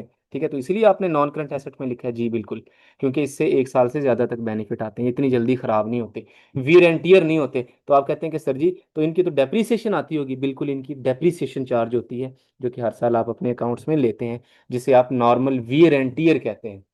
ठीक है, उसके एक रेट होते हैं, वो एस्टीमेट होते हैं, वो भी हमें एक्सटेंडेड है IS 8 अकाउंटिंग एस्टीमेट्स, उसमें डिस्कस कर रहे होंगे। उसके बाद जी इंटेंजिबल एसेट्स हैं। आप कहते हैं कि सर जी ये जो सॉफ्टवेयर वगैरह हैं, और ये भी हमारे इंटेंजिबल एसेट्स हैं, बिल्कुल ये भी एसेट्स हैं आपके। लॉन्ग टर्म डिपॉजिट्स आपने वापडा के लिए जो है ना बिजली का मीटर लगवाने के लिए डिपॉजिट्स दे दिया, वो भी आपका एसेट्स है। ठीक है। तो नॉन करंट है वो, मोर देन 1 ईयर तक आपको बेनिफिट आते रहेंगे। करंट एसेट्स क्या होते हैं? स्टोर स्पेयर लूज टूल, कि जल्दी जल्दी इस्तेमाल हो जाएंगे, 1 साल में हो जाते हैं। पड़े रहें तो बेशक 2 साल पड़े रहें, 3 साल पड़े रहें। ठीक है। तो आप कहेंगे कि क्या सर जी मैं इसको करंट एसेट में ले जाऊं? भाई क्यों ले जाएं, जब इनकी एक्चुअली नेचर ही ऐसी है कि विद इन 12 मंथ इस्तेमाल हो जाते हैं, फिर आते रहते हैं। ठीक है, फिर हो जाता है। आप कहते हैं नहीं सर जी तो बड़े अरसे से पड़े हैं। भाई नहीं, पड़े रहे इस तरह मुझे कोई फर्क नहीं पड़ता। मुझे जब इसका बेनिफिट 12 माह के अंदर अंदर आ सकता है, वो तो मेरी है ना, मैंने इसको इस्तेमाल नहीं किया। ठीक है, तो आप इसको करंट एसेट ही रखेंगे। स्टॉक इन ट्रेड आपका है, वो करंट एसेट होता है। ट्रेड डेट, लोगों से पैसे लेने हैं, इन्वेस्टमेंट है, एडवांसेस हैं, कैश एंड बैंक है, टैक्स रिकवरेबल एडजस्टेबल है, ये आपका सारा करंट एसेट्स है। आप कहते हैं कि सर जी टैक्स रिकवरेबल एडजस्टेबल, कमिश्नर तो पैसे देता ही नहीं है, रिफंड करते ही नहीं है, साला साल तक चलते रहते हैं, तो हम इसको नॉन करंट में क्यों नहीं शो करवाते? भाई देखो ना, वो तो एक लॉ की एक वो है ना, जुरिस्डिक्शन की एक है ना, कि देर होती है। दादे के केस के फैसले पोते सुनते हैं, वरना तो इसमें आने को तो ये तो 2 माह में आपके रिफंड का फैसला हो जाए, 6 माह में हो जाए। ठीक है। पैसे देंगे तो जल्दी हो जाएगा, नहीं देंगे तो चलता रहेगा। तो आप कहते हैं नहीं भैया, अकाउंटिंग आपको ये अलाउ नहीं करती। अकाउंटिंग कहती है कि भाई करंट एसेट ही है, करंट एसेट में ही रहने दें इसको। ठीक है। उसके बाद ही है लाइबिलिटीज। लाइबिलिटीज बेसिकली होती हैं जो पैसे आपने देने हैं कंपनी ने। ठीक है, हम कंपनी के पॉइंट ऑफ व्यू से बात कर रहे हैं। ठीक है, वो नॉन करंट लाइबिलिटीज भी हो सकती हैं, करंट लाइबिलिटी सेम वही कंसेप्ट है, कि जो पैसे आपने विद इन 12 मंथ देने हैं वो आपकी करंट लाइबिलिटीज हैं। जैसे लोगों से माल उधार पकड़ा हुआ है, ठीक है, इतने देर तो नहीं रुकेंगे ना वो, तो देने हैं पैसे 2 माह बाद, 4, 6, एक ऑपरेटिंग वर्किंग कैपिटल साइकिल ही होता है ना, तो वो आपकी करंट लाइबिलिटीज है, ओब्लिगेशन है आपकी। नॉन करंट है, बैंक से उधार ले लिया, 5 साल का लोन ले लिया, नॉन करंट लाइबिलिटीज है। लीज लाइबिलिटी, 5 साल की लीज ले ली, नॉन करंट लाइबिलिटीज है। ठीक है, ये देखें ये आ रही। Long term borrowings, lease liability, deferred tax की लाइबिलिटी है, कोई ग्रेच्युटी वगैरह की है, वो आपकी लॉन्ग लॉन्ग टर्म लाइबिलिटी है, नॉन करंट लाइबिलिटीज भी। Long term assets, non current asset एक ही वर्ड है, नॉन करंट लाइबिलिटीज और लॉन्ग टर्म लाइबिलिटीज एक ही वर्ड है। ठीक है, लेकिन स्टैंडर्ड नॉन करंट का इस्तेमाल करता है, लॉन्ग टर्म का इस्तेमाल नहीं करता। लॉन्ग टर्म पुराना वर्ड कह लें, हो गया। उसके बाद ये करंट लाइबिलिटीज हैं। करंट लाइबिलिटीज क्या है कि जो कि आप विद इन 12 मंथ जो पे करनी होती हैं, जैसे ट्रेड एंड अदर पेबल्स, के जो पैसे लोगों के देने हैं, रॉ मटेरियल लिया हुआ है जो भी है, मार्कअप अक्रूड, बैंकों का मार्कअप देना है, सूद जो देना है, जो डिविडेंड डिक्लेयर किया और अभी तक नहीं दिया वो, short term borrowings, current and overdue portion of non current liabilities, ये सारी चीज़ें हैं जो कि आपने देनी होती हैं, तो आप इसको नॉन करंट कहते हैं। अच्छा, आप कहते हैं कि सर जी आपने एसेट्स भी बता दिए, लाइबिलिटीज भी बता दी, ये शेयर कैपिटल और रिजर्व, इसको तो थोड़ा ज़रा बताएं। मैंने कहा मैं आपको बताता हूँ, बेसिकली मैं आपको समझा रहा हूँ accounting equation. Accounting equation, assets is equal to capital plus liabilities. अच्छा प्लीज, मेरे पास ना अजान हो रही है, मे भी आपकी तरफ भी हो रही हो। आई इन लाहौर, तो शायद कराची का या उसका थोड़ा डिफरेंस भी हो। तो हम ना थोड़ा सा वेट करते हैं प्लीज़, कोई 2-4 मिनट अजान का, उसमें एहतराम में इंशाल्लाह मैं बैक आता हूँ। ठीक है, आपने कहीं भी नहीं जाना।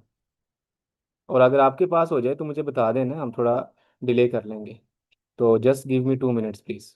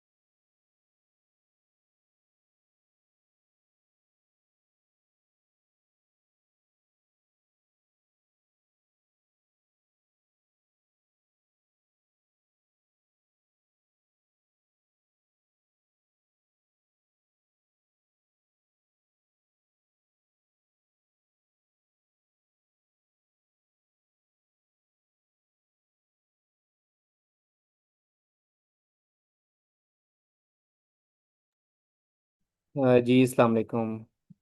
ओके जी, अजान हो गई है मेरी तरफ, तो आई होप कि इंशाल्लाह आपकी तरफ भी हो गई होगी। और my screen and my voice is visible to you. तो लेट्स स्टार्ट अगेन। जस्ट अब थोड़ी चीज़ें रह गई हैं हमारी डिस्कस करने वाली। ठीक है, तो एक रिपोर्टिंग पीरियड होता है 12 महीनों का जिसमें अकाउंट्स बनते हैं। ठीक है, फिर हमने एलिमेंट्स डिस्कस की, इनको ना एलिमेंट्स कहते हैं। ठीक है, ये जो share capital, non current assets, current assets, current life, आप इनको ना एलिमेंट्स कह सकते हैं। ठीक है, कुछ प्रॉफिट एंड लॉस में आती हैं चीज़ें, sales, cost of sale, expenses, admin, selling, distribution.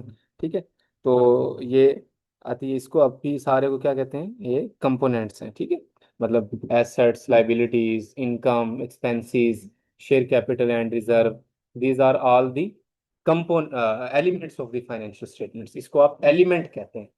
ठीक है, और एक होता है कंपोनेंट। कंपोनेंट ये है कि बैलेंस शीट भी कंपोनेंट है, पीएनएल भी कंपोनेंट है, इक्विटी भी कंपोनेंट है, मतलब ये ब्रॉडर टर्म्स हैं।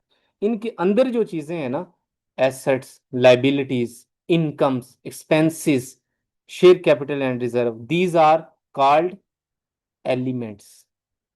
ठीक है, एक अकाउंटिंग इक्वेशन होती है, आपने सुना होगा नाम, कि assets is equal to capital plus liabilities, share capital plus liabilities. ठीक है, या इसको अगर मैं थोड़ा सा अब आपको बताऊं, resources is equal to sources. देखो एसेट रिसोर्स है ना आपका, और किसके बराबर है, सोर्स के। ओनर ने 1 लाख रुपए बैंक अकाउंट में जमा करवा दिया, आपके बैंक अकाउंट में शो हो गया 1 लाख रुपया, शेयर कैपिटल में कितना जाएगा, 1 लाख। तो रिसोर्स क्या है, बैंक अकाउंट। सोर्स क्या है, शेयर कैपिटल, ओनर ने दिया है। Your resources must be equal to the sources. Pakistan में यही तो मसला है, अकाउंटिंग इक्वेशन ही लोगों की टैली नहीं है। रिसोर्सेज तो हैं, गाड़ी बना लेते हैं, घर बना लेते हैं, ठीक है, बाहर बैंक अकाउंट में पैसे आ जाते हैं, सोर्सेज नहीं बताते कहाँ हैं। ठीक है, नवाज शरीफ साहब या कोई भी, मैं एक बात कर रहा हूँ जिन पे भी करप्शन के केसेस चले हैं, वो पाकिस्तान में बड़ी बड़ी हस्तियां हैं जिन पे चले हैं, जरदारी है, नवाज शरीफ है। क्या है इशू, क्या है, they have the resources but they are unable to declare the sources from where they get. है तो वजारत ही ना, है तो जमीनें ही, ऐसा कैसे बना लिया, कितना बना लिया, इतना कुछ। ठीक है, तो अकाउंटिंग इक्वेशन जो है ना, यही एक सबसे जरूरी चीज है। देखें, अगर आप पूरी दुनिया का एक साइकिल देखते हैं ना, तो वो अकाउंटिंग पे ही घूम रहा है, रिस्पॉन्सिबिलिटी, अकाउंटेबिलिटी पे ही घूम रहा है। ठीक है, अल्लाह पाक ने इंसान को अशरफुल मखलूकात बनाया, दुनिया में अपना नायब बना के भेजा, कहा कि जाओ। ठीक है, अब दोनों रास्ते हैं, अच्छाई का भी है, बुराई का भी है, नो डाउट। हदायत देना अल्लाह की मतलब एक उसमें से है कि जिसको चाहता है हिदायत देता है। उसके बाद तो आपके ऊपर है ना, पता नहीं कितने ऐसे लोग भी हैं कि जो हदायत याफ्ता होने के बावजूद भी they are getting some distractions, और कितने ऐसे हैं कि जो मतलब उस तरह से एक लेबल नहीं है, मतलब मुसलमान नहीं है, but they are doing well in their form. ठीक है, तो एक अकाउंटेबिलिटी का जो कॉन्सेप्ट है ना, कि मतलब एक बना के भेजा, ठीक है, आपको इख्तियार दिया एक माँ बाप के साथ बिहेव करने का, बीवी बच्चों के साथ, अपनी जॉब में, अपने काम में। ठीक है, मर जाना है, हिसाब किताब देना है जाके, तो क्या हिसाब किताब देंगे, अकाउंटेबिलिटी है ना। क्या किया, आपको जो रिस्पॉन्सिबिलिटी दी गई थी, then you have been asked about the responsibility, कि आपने उसको किस तरीके से फुलफिल किया, अपनी अकाउंटेबिलिटी को। ठीक है, तो ये सारी अकाउंटिंग भी जो है, देखें कहीं ना कहीं कि आप पैसे आपको दिए बिजनेस करने के लिए, फिर आप बता रहे हैं कि मैंने इतने लगाए, इतने कमाए, इस जगह लगाए, यहाँ प्लांट लिया, यहाँ मशीनरी ली। अब उसको स्टैंडर्ड्स की जबान में उन्होंने ना कुछ पैरामीटर्स दे दिए, रिफाइन कर दिया है कि जनाब ऐसे ऐसे हुआ करेगा। ठीक है, आपने इस स्टैंडर्ड को अप्लाई करना है, जब ये ट्रांजैक्शन हो इसको अप्लाई करना है, ये इसको अप्लाई करना है, ये। ठीक है, ये मतलब एक हार्मनी क्रिएट करने के लिए, ठीक है, स्टैंडर्डाइज करने के लिए चीज़ों को स्टैंडर्ड दे दिए। तो अकाउंटिंग इक्वेशन क्या है, asset is equal to capital plus liability.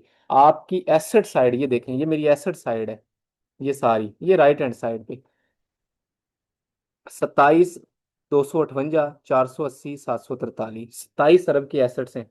ये देखो मेरी कैपिटल प्लस लाइबिलिटी, ये सारी लाइबिलिटी, और यहाँ से लेके यहाँ तक कैपिटल किसके बराबर है? एसेट्स के बराबर। Asset is equal to capital plus liability. तो ये देखें अकाउंटिंग इक्वेशन टैली, इसको हम कहते हैं कि बैलेंस शीट आपकी आउट है या टैली है। खैर, हमने इस पे बात कर ली। तो शेयर कैपिटल वगैरह क्या होते हैं कि जो ओनर्स पैसे लगाते हैं, जिनके अगेंस्ट उनको शेयर इशू किए होते हैं कंपनी ने, ठीक है। फिर उन्होंने जो कमाया होता है वो भी इधर ही आ जाता है रिटेन्ड अर्निंग में।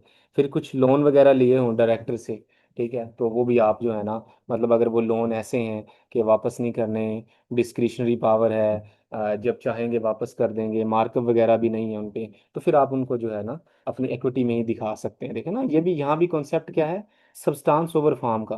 पैसे डायरेक्टर से लिए हैं, शेयर इशू नहीं किए, तो भाई वो लोन है ना, तो लोन तो इधर शो करवाना चाहिए। आप कहते हैं कि सर जी ये तो लाइबिलिटी है, लाइबिलिटी तो लाइबिलिटीज में आती है, आपने ऊपर क्यों जमा करवा करवा दिया?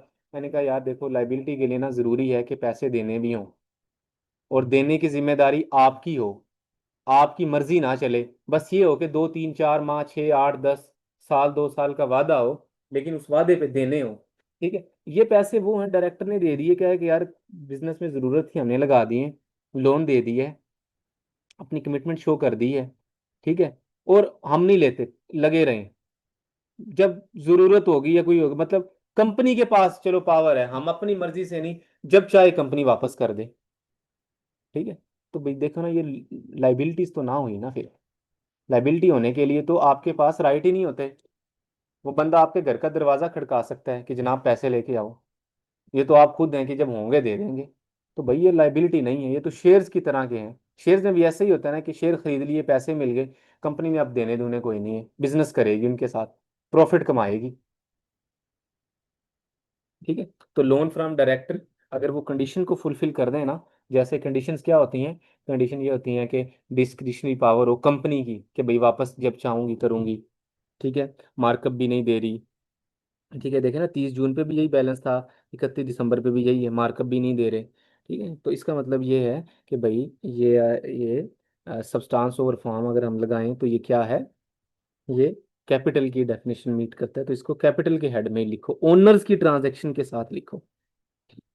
तो ये बैलेंस शीट का एक ब्रेकअप है। उसके बाद अगर हम बात करें प्रॉफिट एंड लॉस अकाउंट की, तो प्रॉफिट एंड लॉस अकाउंट में आप सेल एक्सपेंसेस का कंपैरिजन देते हो। सेल क्या है कि जिससे आपकी इकोनॉमिक बेनिफिट बढ़ जाए, ठीक है। मेरे पास चीज़ थी 10 रुपए की, मैंने 15 की बेच दी, तो मेरे पास कितने पैसे आए? 15, ठीक है। 5 मेरा प्रॉफिट है, 15 - 10, 10 मेरी कॉस्ट ऑफ सेल है, ठीक है।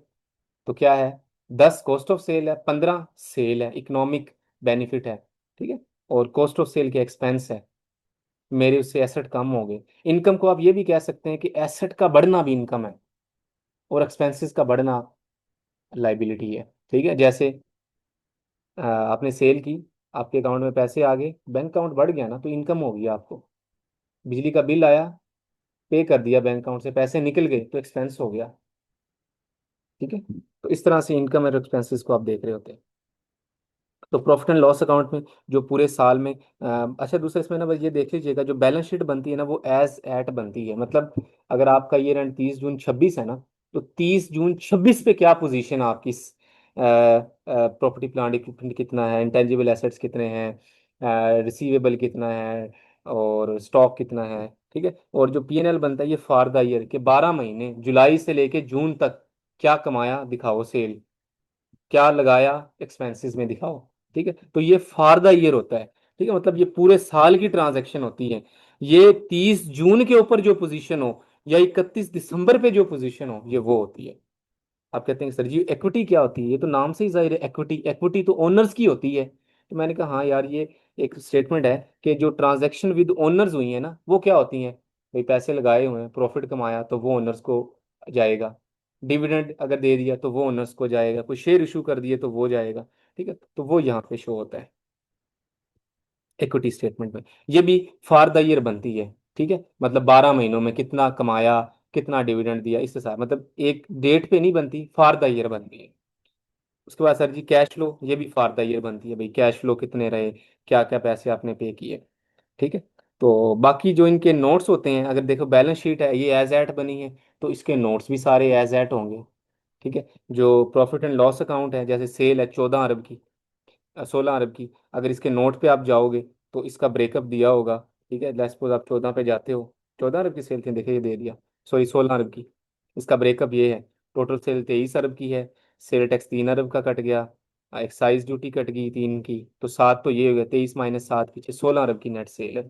देखे ना, जो सेल टैक्स आप ले रहे हैं वो आपकी सेल तो नहीं है ना, वो तो आप गवर्नमेंट के बिहाफ पे लोगों से पैसे ले रहे हैं, तो वो तो भाई गवर्नमेंट के हैं, देने हैं, लाइबिलिटी है आपकी। ठीक है, आप कहते हैं कि सर जी मैंने 200 रुपये की सेल कर दी और 18 रुपये उसके ऊपर टैक्स है, तो 236 की उसको इनवाइस की है, तो मैं अपनी सेल में 236 रिकॉर्ड कर लूँ?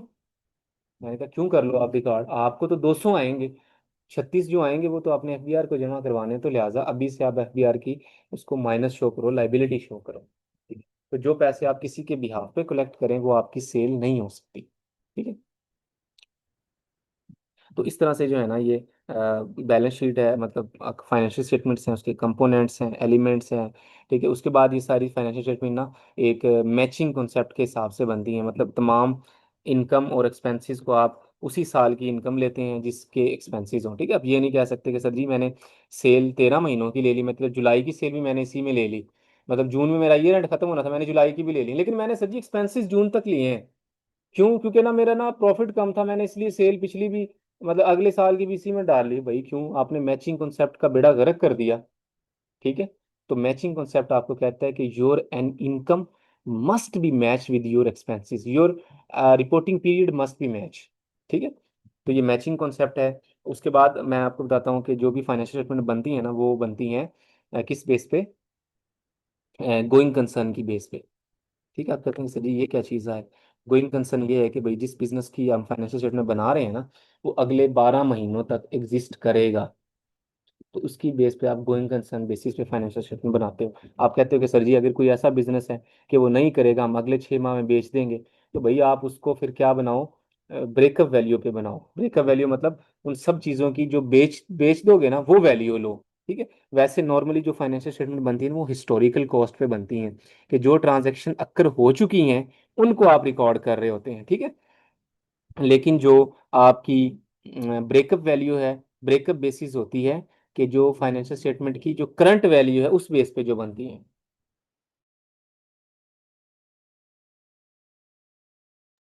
ठीक है, तो ये ना कुछ सर्कमस्टांसिस में बनती है, जैसे जैसे कोई कंपनी बंद हो रही हो, वाइंडिंग अप में जा रही हो, कोई मसले मसाइल चल रहे हो, लगता हो कि ये बंद हो जाएगी, ठीक है, अगले 12 महीने नहीं चलेगी, लेकिन बीच में ये एंड आ गया, तो फिर उस केस पे आप ना ब्रेकअप वैल्यू पे बनाते हो, और अगर आप नहीं बनाते तो ऑडिटर आपकी रिपोर्ट क्वालिफाई कर देता है, वो कहता है कि भाई इसने ब्रेकअप वैल्यू पे नहीं बनाई हुई।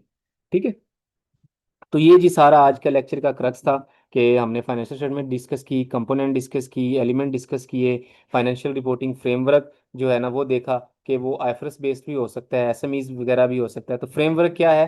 एक लॉ है, कानून है, जिसके तहत जो है ना फाइनेंशियल स्टेटमेंट बनी होती है। फिर फाइनेंशियल स्टेटमेंट्स की ना कुछ करेक्टरिस्टिक्स होती हैं। रिजवान भाई just give me 2 to 3 minutes, मैं क्लोज कर रहा हूँ लेक्चर, तो आपके जो भी क्वेरी हैं, क्वेश्चन है ना, आप पूछ लीजिएगा, नो वरी। ठीक है। उसके बाद जो फ्रेमवर्क है ना वो कंप्लायंस फ्रेमवर्क भी हो सकता है और फिर प्रेजेंटेशन भी।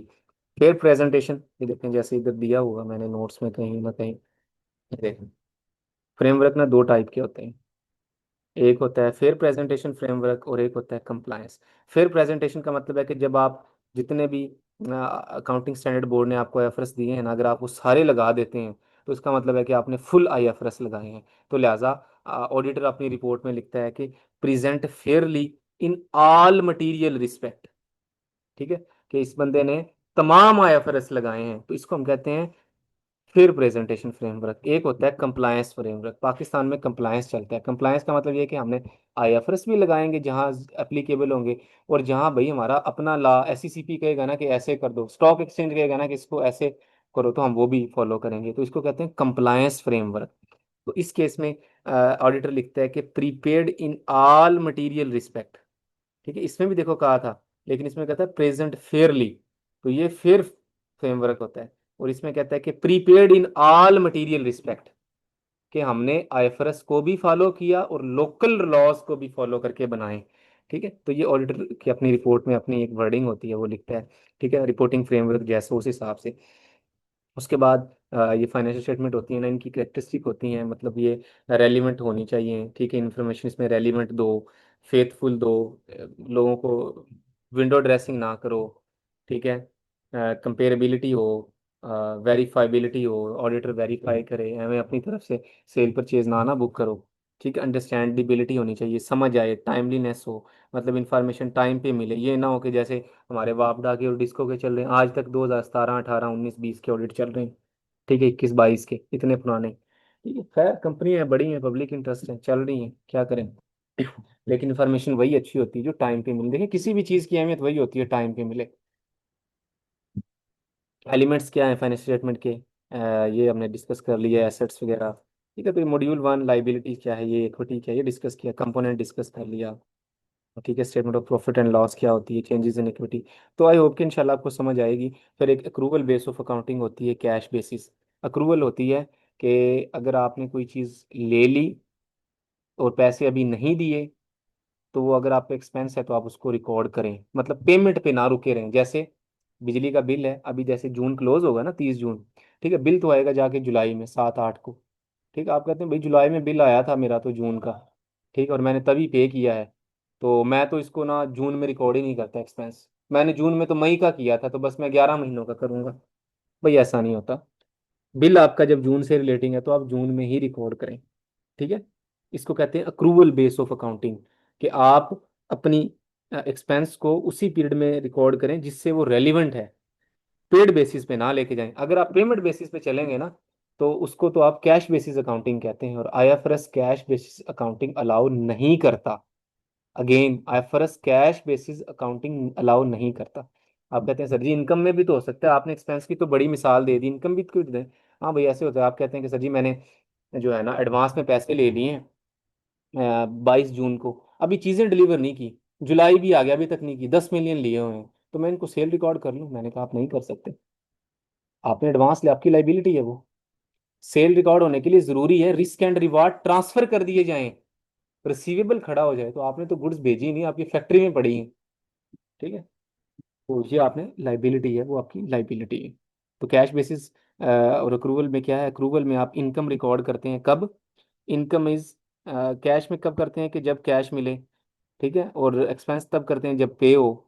लेकिन अक्रूवल कहता है कि इनकम तब रिकॉर्ड करो जब अर्न हो जाए, अर्न कर लो, ठीक है, और अर्न के लिए जरूरी है रिस्क एंड रिवार्ड ट्रांसफर कर दो। ये भी तो हो सकता है ना कि आप गुड्स उसको भेज दो और पैसे लो ही ना, गुड्स तो मैंने आज भेज दी 22 जून को, पैसे आएंगे 10 जुलाई को, ठीक है, तो क्या मैं सेल रिकॉर्ड ना करूं, भाई मैं करूंगा सेल रिकॉर्ड, ठीक है।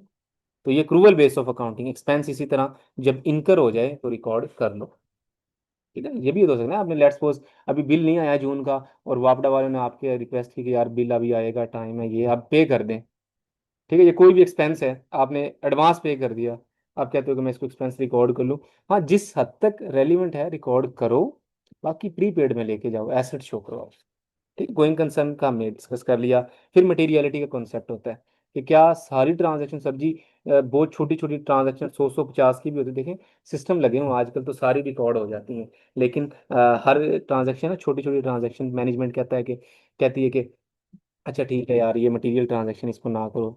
जैसे एक बात है, छोटी सी कोई ट्रांजैक्शन है 100 200 रुपए की, अरबों रुपए की कंपनी है, ठीक है, तो मैं ये नहीं कहता कि रिकॉर्ड ना करो, देखो बैंक से और उससे ट्रांजैक्शन हो रही होती है तो डेफिनेटली आपको रिकॉर्ड तो करनी ही पड़ती हैं, और सिस्टम लगे हुए हैं। लेकिन अगर कुछ स्किप भी हो जाए तो कोई मटीरियलिटी कॉन्सेप्ट है, छोटी मोटी ट्रांजैक्शन का कोई इशू नहीं है, ठीक है। मतलब देखे ना कि एक डिस्क्लोजर था 5 मिलियन का आपने देना था वो नहीं दिया, तो ये भाई जो है ना, आप कह सकते हैं कि मटेरियल है, मिलियन का एक्सपेंस है, देना चाहिए था आपने, ठीक है। एक छोटा सा स्टेशनरी का एक्सपेंस था $20 का, वो रिकॉर्ड नहीं हुआ, ये उसमें कोई डिस्क्रिपेंसी समझ नहीं, वो छोड़ दो उसको, खैर है जाने दो, मटेरियल नहीं है करेंगे, क्या था, ठीक है। तो ये मॉड्यूल 1 था, जो कि मैंने आपको थोड़ा एक्सपेंस, थोड़ा कॉन्सेप्ट वाइज भी बताया और उसके बाद नोट से भी बताया, ठीक है। तो अभी आपका कोई क्वेश्चन है, क्यूरी है, मैं आपके माइक ओपन कर देता हूँ, बल्कि ऑलरेडी ओपन ही है, आई थिंक मैंने क्लोज तो नहीं किए। तो आपकी जो भी क्यूरी है, क्वेश्चन है, रिजवान भाई आपने पहले भी हाथ रेज किया था, तो आप काइंडली ना माइक ओपन करके पूछ सकते हैं मुझसे। अस्सलाम माइक वालेकुम। ओपन करें, अलाउ होता है आपको, वरना मैं आपको कर देता हूँ। अस्सलाम वालेकुम। जी वालेकुम सलाम रिजवान भाई। सर कैसे हैं? खैरियत से? अल्लाह का शुक्र सर, आप बताएं ठीक ठाक हैं। अल्हम्दुलिल्लाह सर, बहुत अच्छा लगा अभी तक का सेशन।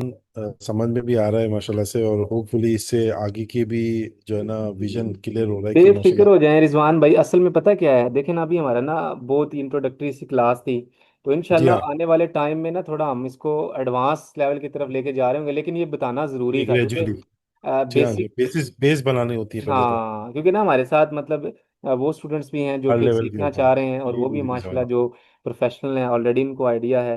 तो मतलब जी बेसिक लेवल से एडवांस लेवल की तरफ मूव कर रहे होंगे जी जी जी सबको साथ लेके चलना होता है सर। साथ लेके। ठीक है। अच्छा सर, मेरे दो क्वेश्चन है। एक जी तो जी। सर ये क्वेश्चन है और एक रिक्वेस्ट है। हम्म। क्वेश्चन सर कि जो शायद मैंने व्हाट्सएप पे भी मैंने आपसे पूछा था, मैं दोबारा सर कंफर्मेशन नहीं पूछ रहा हूँ कि हम IFRS 18 पढ़ेंगे, ऑल्दो वो 2027 27 से एप्लीकेबल है। पढ़ लेंगे, हम पढ़ लेंगे, तो देखिए अच्छी पढ़ लेंगे। चीज ही है ना। पढ़ लेंगे जी हम जी उसको, जी। क्या है मतलब ठीक है इसमें सर, इशू कोई ठीक नहीं है। है, पढ़ लेंगे। Thank you sir. अच्छा, दूसरा है कि सर ये जो अभी अपने 4 पेजर एक डॉक्यूमेंट आपने दिखाया था, जिसमें आपने कंपनी की कैपिटल और टर्नओवर वाइज इसकी एप्लीकेबिलिटी ऑफ IFRS बता रहे थे हाँ कि जी, स्मॉल कंपनी है। वो थर्ड शेड्यूल वो है। डॉक्यूमेंट। जी। वो डॉक्यूमेंट शेयर कर सकते हैं सर काइंडली बिल्कुल व्हाट्सएप पे? कर हाँ, देंगे ये वाला। जनाब। देखें हम तो ना वो जिसे कहते हैं ना कि मछलियां पकड़ना सिखाने वाले लोग हैं। ठीक है, मतलब सही ये है, नहीं सही है कि मैं आपको एक चीज़ बता रहा हूँ और फिर मैं आपको अपने आप पे डिपेंडेंट करूँ। देखें शेयरिंग ऑलवेज जो है ना ये आपके है। जी नॉलेज बिल्ड करती है और डेफिनेटली आपके लिए बेनिफिट ही देती है। और अल्टीमेटली जी अल्लाह जी पाक का ना एक कानून है कहीं ना कहीं कि जी शेयर करने से ना चीज़ें बढ़ती हैं, जी ठीक है। हाँ, इल्म इसलिए बांटने से बढ़ता है, बढ़ती है इल्म। हाँ, तो मैं आपको जी। साथ शेयर कर लूंगा, नो इशू। और जस्ट मैं ठीक है आपको सर। बता दूं ये क्या है। ये बेसिकली आप अगर नेट पे भी लिखे ना कंपनीज एक्ट थर्ड शेड्यूल, ठीक है। ठीक है, बेसिकली कंपनीज ठीक एक्ट में है। ना 6-7 शेड्यूल हैं, ठीक जी है। हाँ, जी हाँ। तो कोई फीस के बारे में है, कोई आपको डिस्क्लोजर के बारे में है। ये थर्ड शेड्यूल कंपनीज की क्लासिफिकेशन देता है कि पूरे पाकिस्तान में जितनी अभी कंपनी है ना वो इसके अंडर फॉल करती हैं, इस छोटे से उसमें कोजे में समंदर पूरा भरा हुआ है, ठीक है। उसी के बेस पे फिर वो अकाउंट बनाती हैं अपने, तो मैं शेयर कर तो दूंगा। सर, फर्स्ट फर्स्ट शेड्यूल जो है वो लिस्टेड कंपनी के लिए, तो फर्स्ट शेड्यूल से किसके नहीं, आई कम? थिंक जो फर्स्ट शेड्यूल है ना वो, जी। और तो सेकंड है वो उसका मेमोरेंडम आर्टिकल और इन चीज़ों के मतलब कुछ तो अच्छा। शेड्यूल जो है ना वाइप आउट भी हो चुके हैं।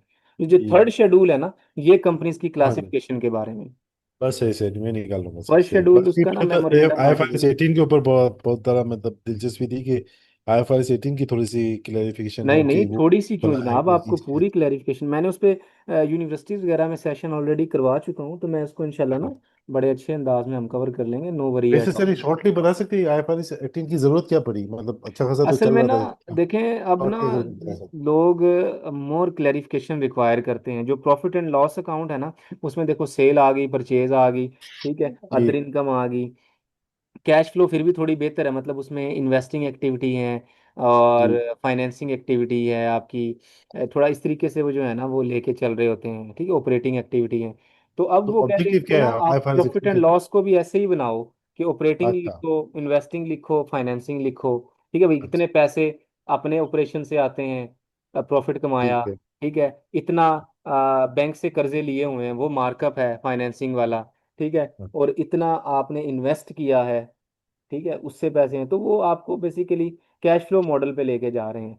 तो तो सर ये जो ट्रांसपेरेंसी के लिए। IFRS 18 है, हर तरह की कंपनी के ऊपर एप्लीकेबल होगा या ये भी इसी तरह से नहीं नहीं, सेग्रीगेट वो भी होगा जिस ऐसे तरह ही से? है ना, देखो वो भी एक आईएफआरएस में से ही एक आईएफआरएस है ना, IS1 को रिप्लेस कर देगा वो, अच्छा अच्छा अच्छा, ठीक है। ठीक है। अभी देखो ना मैं अगर आपको थोड़ा सा बताऊं तो कहाँ गया ये ये देखो ये IFRS 1 जो है ना, जी सॉरी जी IS1 जो है प्रेजेंटेशन, जी। ये रिप्लेस हो जाएगा, will be replaced by IFRS 18, ये रहा, ठीक है। ठीक है। तो सही ये रिप्लेस हो जाएगा, ये नया स्टैंडर्ड आ जाएगा, तो जिस कंपनी के ऊपर फुल आईएफआरएस लगेंगे उस पर फिर IFRS 18 भी लगेगा, ठीक है। सही। जिसके ऊपर ठीक। IS1 लगता था ना उसके ऊपर IS18 लगेगा, IFRS 18 लगेगा। मतलब उसका सही। कोई ये नहीं है कि कोई कोई नई गाइडलाइंस आएगी कि जनाब अच्छा ये नया स्टैंडर्ड है तो हम बताते हैं किस किस पे लगेगा, नहीं। वो एक अच्छा। स्टैंडर्ड को रिप्लेस कर रहा है, तो उस ठीक। स्टैंडर्ड की जगह जब आएगा तो वो हम्म। फिर जो है ना उस सारी कंपनीज पे लगेगा, जिस पे वो पुराना लगता था उन्हीं पे ये नया वाला भी लगेगा।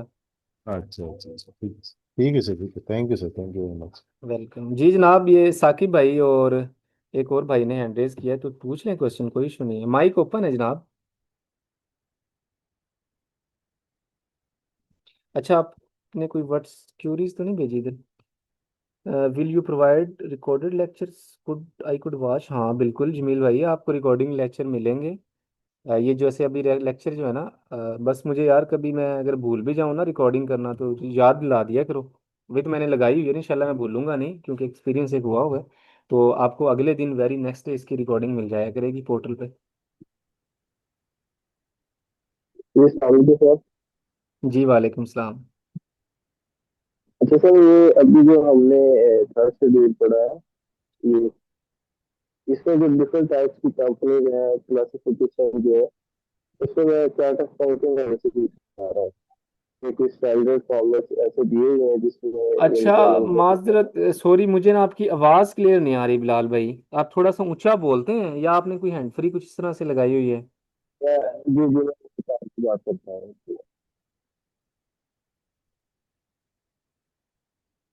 या मैं भी हैंड फ्री लगा लूँ? मुझे लगता है मुझे भी हैंड फ्री लगा लेनी चाहिए।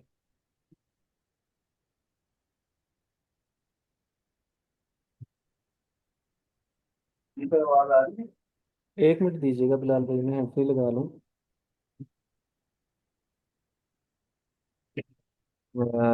जी आप बताइएगा।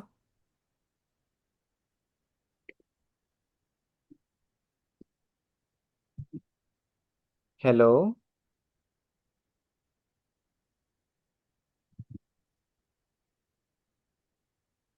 आवाज़ नहीं आ रही है आपकी मुझे।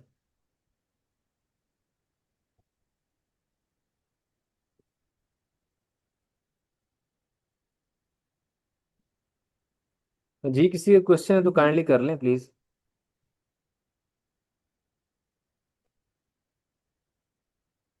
जी जी बिलाल भाई, आपने हैंड रेज किया, कोई क्वेश्चन है तो कर लें आप।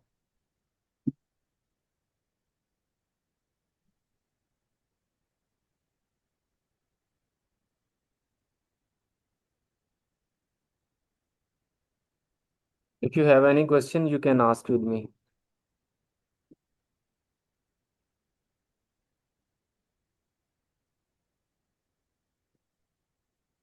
अस्सलाम वालेकुम सर। जी आवाज़ आ वालेकुम। रही सर अब मेरी? जी बिल्कुल आ रही है, आप बताएं। जी जी। अच्छा सर, मैं ये पूछ रहा था कि ये जो क्लासिफिकेशन हमने पढ़ी है अभी, हम्म। तो बेसिकली मेरा क्वेश्चन है चार्ट ऑफ अकाउंट के हवाले से बिल्कुल कि ठीक है। उसमें जो हम मेन हेड्स डिफाइन करते हैं आगे, कंट्रोल हम्म। अकाउंट्स है, फिर जीएल अकाउंट्स हैं, हाँ जी। तो ये कुछ स्टैंडर्ड इस तरह की फॉर्मेट दिए हुए हैं? नहीं नहीं, स्टैंडर्ड में इस तरह से नहीं है। वो आपकी ना नीड बेसिस पे है। लेट्स सपोज देखो ना, आपने एक रिसीवेबल का कंट्रोल अकाउंट बना लिया, और उसके आगे आपकी 10 पार्टीज हैं, तो 10 पार्टीज के सन्ड्री लेजर हैं, समझ रहे हो ना आप, जिनको आप जी इंडिविजुअल जी लेजर भी कहते हैं। जी ठीक जी है। इसी तरह आपके जो क्रेडिटर्स हैं, आपने एक मेन अकाउंट बना लिया कि इनसे मैंने रॉ मटेरियल उठाया हुआ है, वो 20 लोग हैं, 20 पार्टीज हैं। इसी तरह आपके जो है चार्ट ऑफ अकाउंट्स हैं, वो डिफरेंट हो सकते हैं, मतलब उनके लेवल होते हैं ना, कि 3 लेवल का है, 4 का, 5 का है। ठीक है। तो वो तो डिपेंड करता है कि आपकी ट्रांजैक्शंस क्या क्या हैं, किन किन हेड में आपने क्लासीफाई करना है। ये कोई स्टैंडर्ड आपको कोई इस तरह लिस्ट नहीं दे देता कि जनाब अच्छा आप इस तरह कर लें। ये तो या तो आपको अपने नहीं सर, सॉफ्टवेयर हाउस जैसे में। अभी हमने बैलेंस शीट और प्रॉफिट एंड लॉस में जो एलिमेंट्स हमने देखे हैं इसमें, हम्म। वो मैं पूछ रहा हूँ, वो तो मतलब कह लें कि सेम ही होंगे ना उसका हाँ भी? वो तो सेम होते हैं।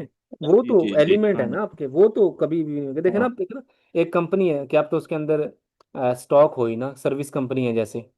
ठीक है। जी जी इसी तरह एक कंपनी है, लेट्स सपोज आप कह लें कि ये जो बैंक्स हैं, इनके अंदर स्टॉक नहीं होता। ठीक है।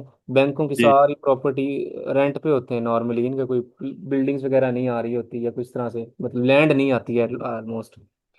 तो it depends upon the nature of business कि क्या है, एलिमेंट सेम रहेंगे। आगे चार्ट ऑफ अकाउंट्स है ना, जो ये जो अकाउंटेंट होते हैं आपके, या वो होते हैं, उनकी स्वाबदीद है कि वो कैसे बनाते हैं, क्या बनाते हैं। ठीक है, ठीक। आजकल तो जो सॉफ्टवेयर आ रहे हैं ना, उनमें बने बनाए आते हैं, आप उसको सिर्फ ये बताओ कि ये मैन्युफैक्चरिंग कंपनी है, ये सर्विस कंपनी है मेरी, ठीक है, ये है, ये वो आपको ऐसे 2 मिनट में बना देता है कि क्या ही बात है। सही सही। ओके। काम वही है। एआई वगैरह के आने से ना लोग कहते हैं ये हो गया वो हो गया, बस मुझे ये लगता है डेफिनेटली देखें चेंज तो है, लेकिन और आने वाले वक्तों में भी ऐसे ही होगा कि चेंज आएगी बहुत ज़्यादा, लेकिन आई थिंक चीज़ें रहेंगी वहीं, तरीके बदल जाएंगे और बदल जी रहे। अच्छा सर, दूसरी बात ये है कि मतलब अभी हमारे इसमें कोई 16-17 मॉड्यूल आपने ऐड किए हुए हैं, तो कोर्स कंटेंट तो माशाल्लाह काफी है। तो मतलब 20 आवर्स इनफ होंगे इसके लिए? यार देखो 20 आवर्स ना ये क्लास है, ठीक है। मतलब क्लास इंशाल्लाह इसको हम कवर कर लेंगे, नो इशू। अब देखो जब आप व्हाट्सएप पे कुछ पूछ रहे होंगे मेरे से, ठीक है, मैंने आपको ओपन किया है कि आप जब भी मुझसे पूछें। जैसे अब हम क्वेश्चन कर रहे हैं, अब देखो 9:34 हो गए हैं, मैंने कौन सा क्लास छोड़ दी जी है। ठीक है, तो जी जी डेफिनेटली जी। चीज़ें जो है ना, जब तक अनलेस अनटिल कि हम कवर ना कर लें, क्लैरिफाई ना कर लें, हम इसको चलाएंगे इंशाल्लाह। मतलब कोई वो नहीं यहाँ है। पे क्लास तो काफी लंबी चले जाती है माशाल्लाह जुनेद साहब के साथ, तो क्योंकि वो जब ओपन डिस्कशन होती है तो फिर इतने क्वेश्चन आते हैं कि बाद नहीं, में तो हम असल इंशाल्लाह ना क्लास ही इसको हट। हाँ जी। 9:30, बस 9:40 45 इतना ही रखा करेंगे। जो भी क्वेश्चन क्यूरी हो, फिर ना व्हाट्सएप ग्रुप है ना, वो इसीलिए है। ठीक है ठीक है। चलें सर, ठीक हो गया।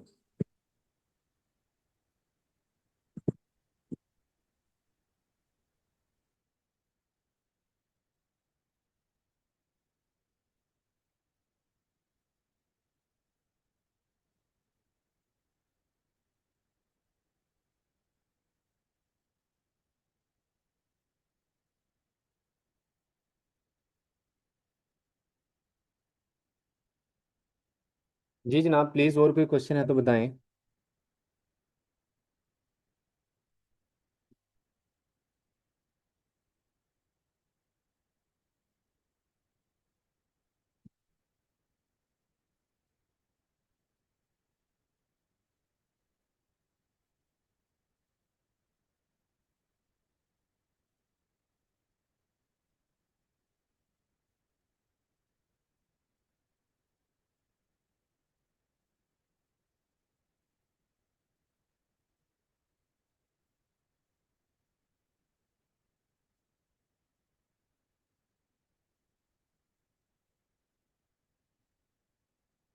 जी जनाब, प्लीज़ कोई क्वेश्चन है तो आप पूछ सकते हैं, अदरवाइज फिर हम एंड करते हैं इंशाल्लाह जी आज की क्लास को। Thank you so much for your time support, और प्रोगाए क्लास को सुना आपने, समझा। इंशाल्लाह फिर हम मिलते हैं नेक्स्ट क्लास में, और मॉड्यूल 2 के साथ, मतलब मोर एडवांस टॉपिक्स के साथ। इजाज़त दें, अल्लाह हाफिज़, थैंक यू सो मच।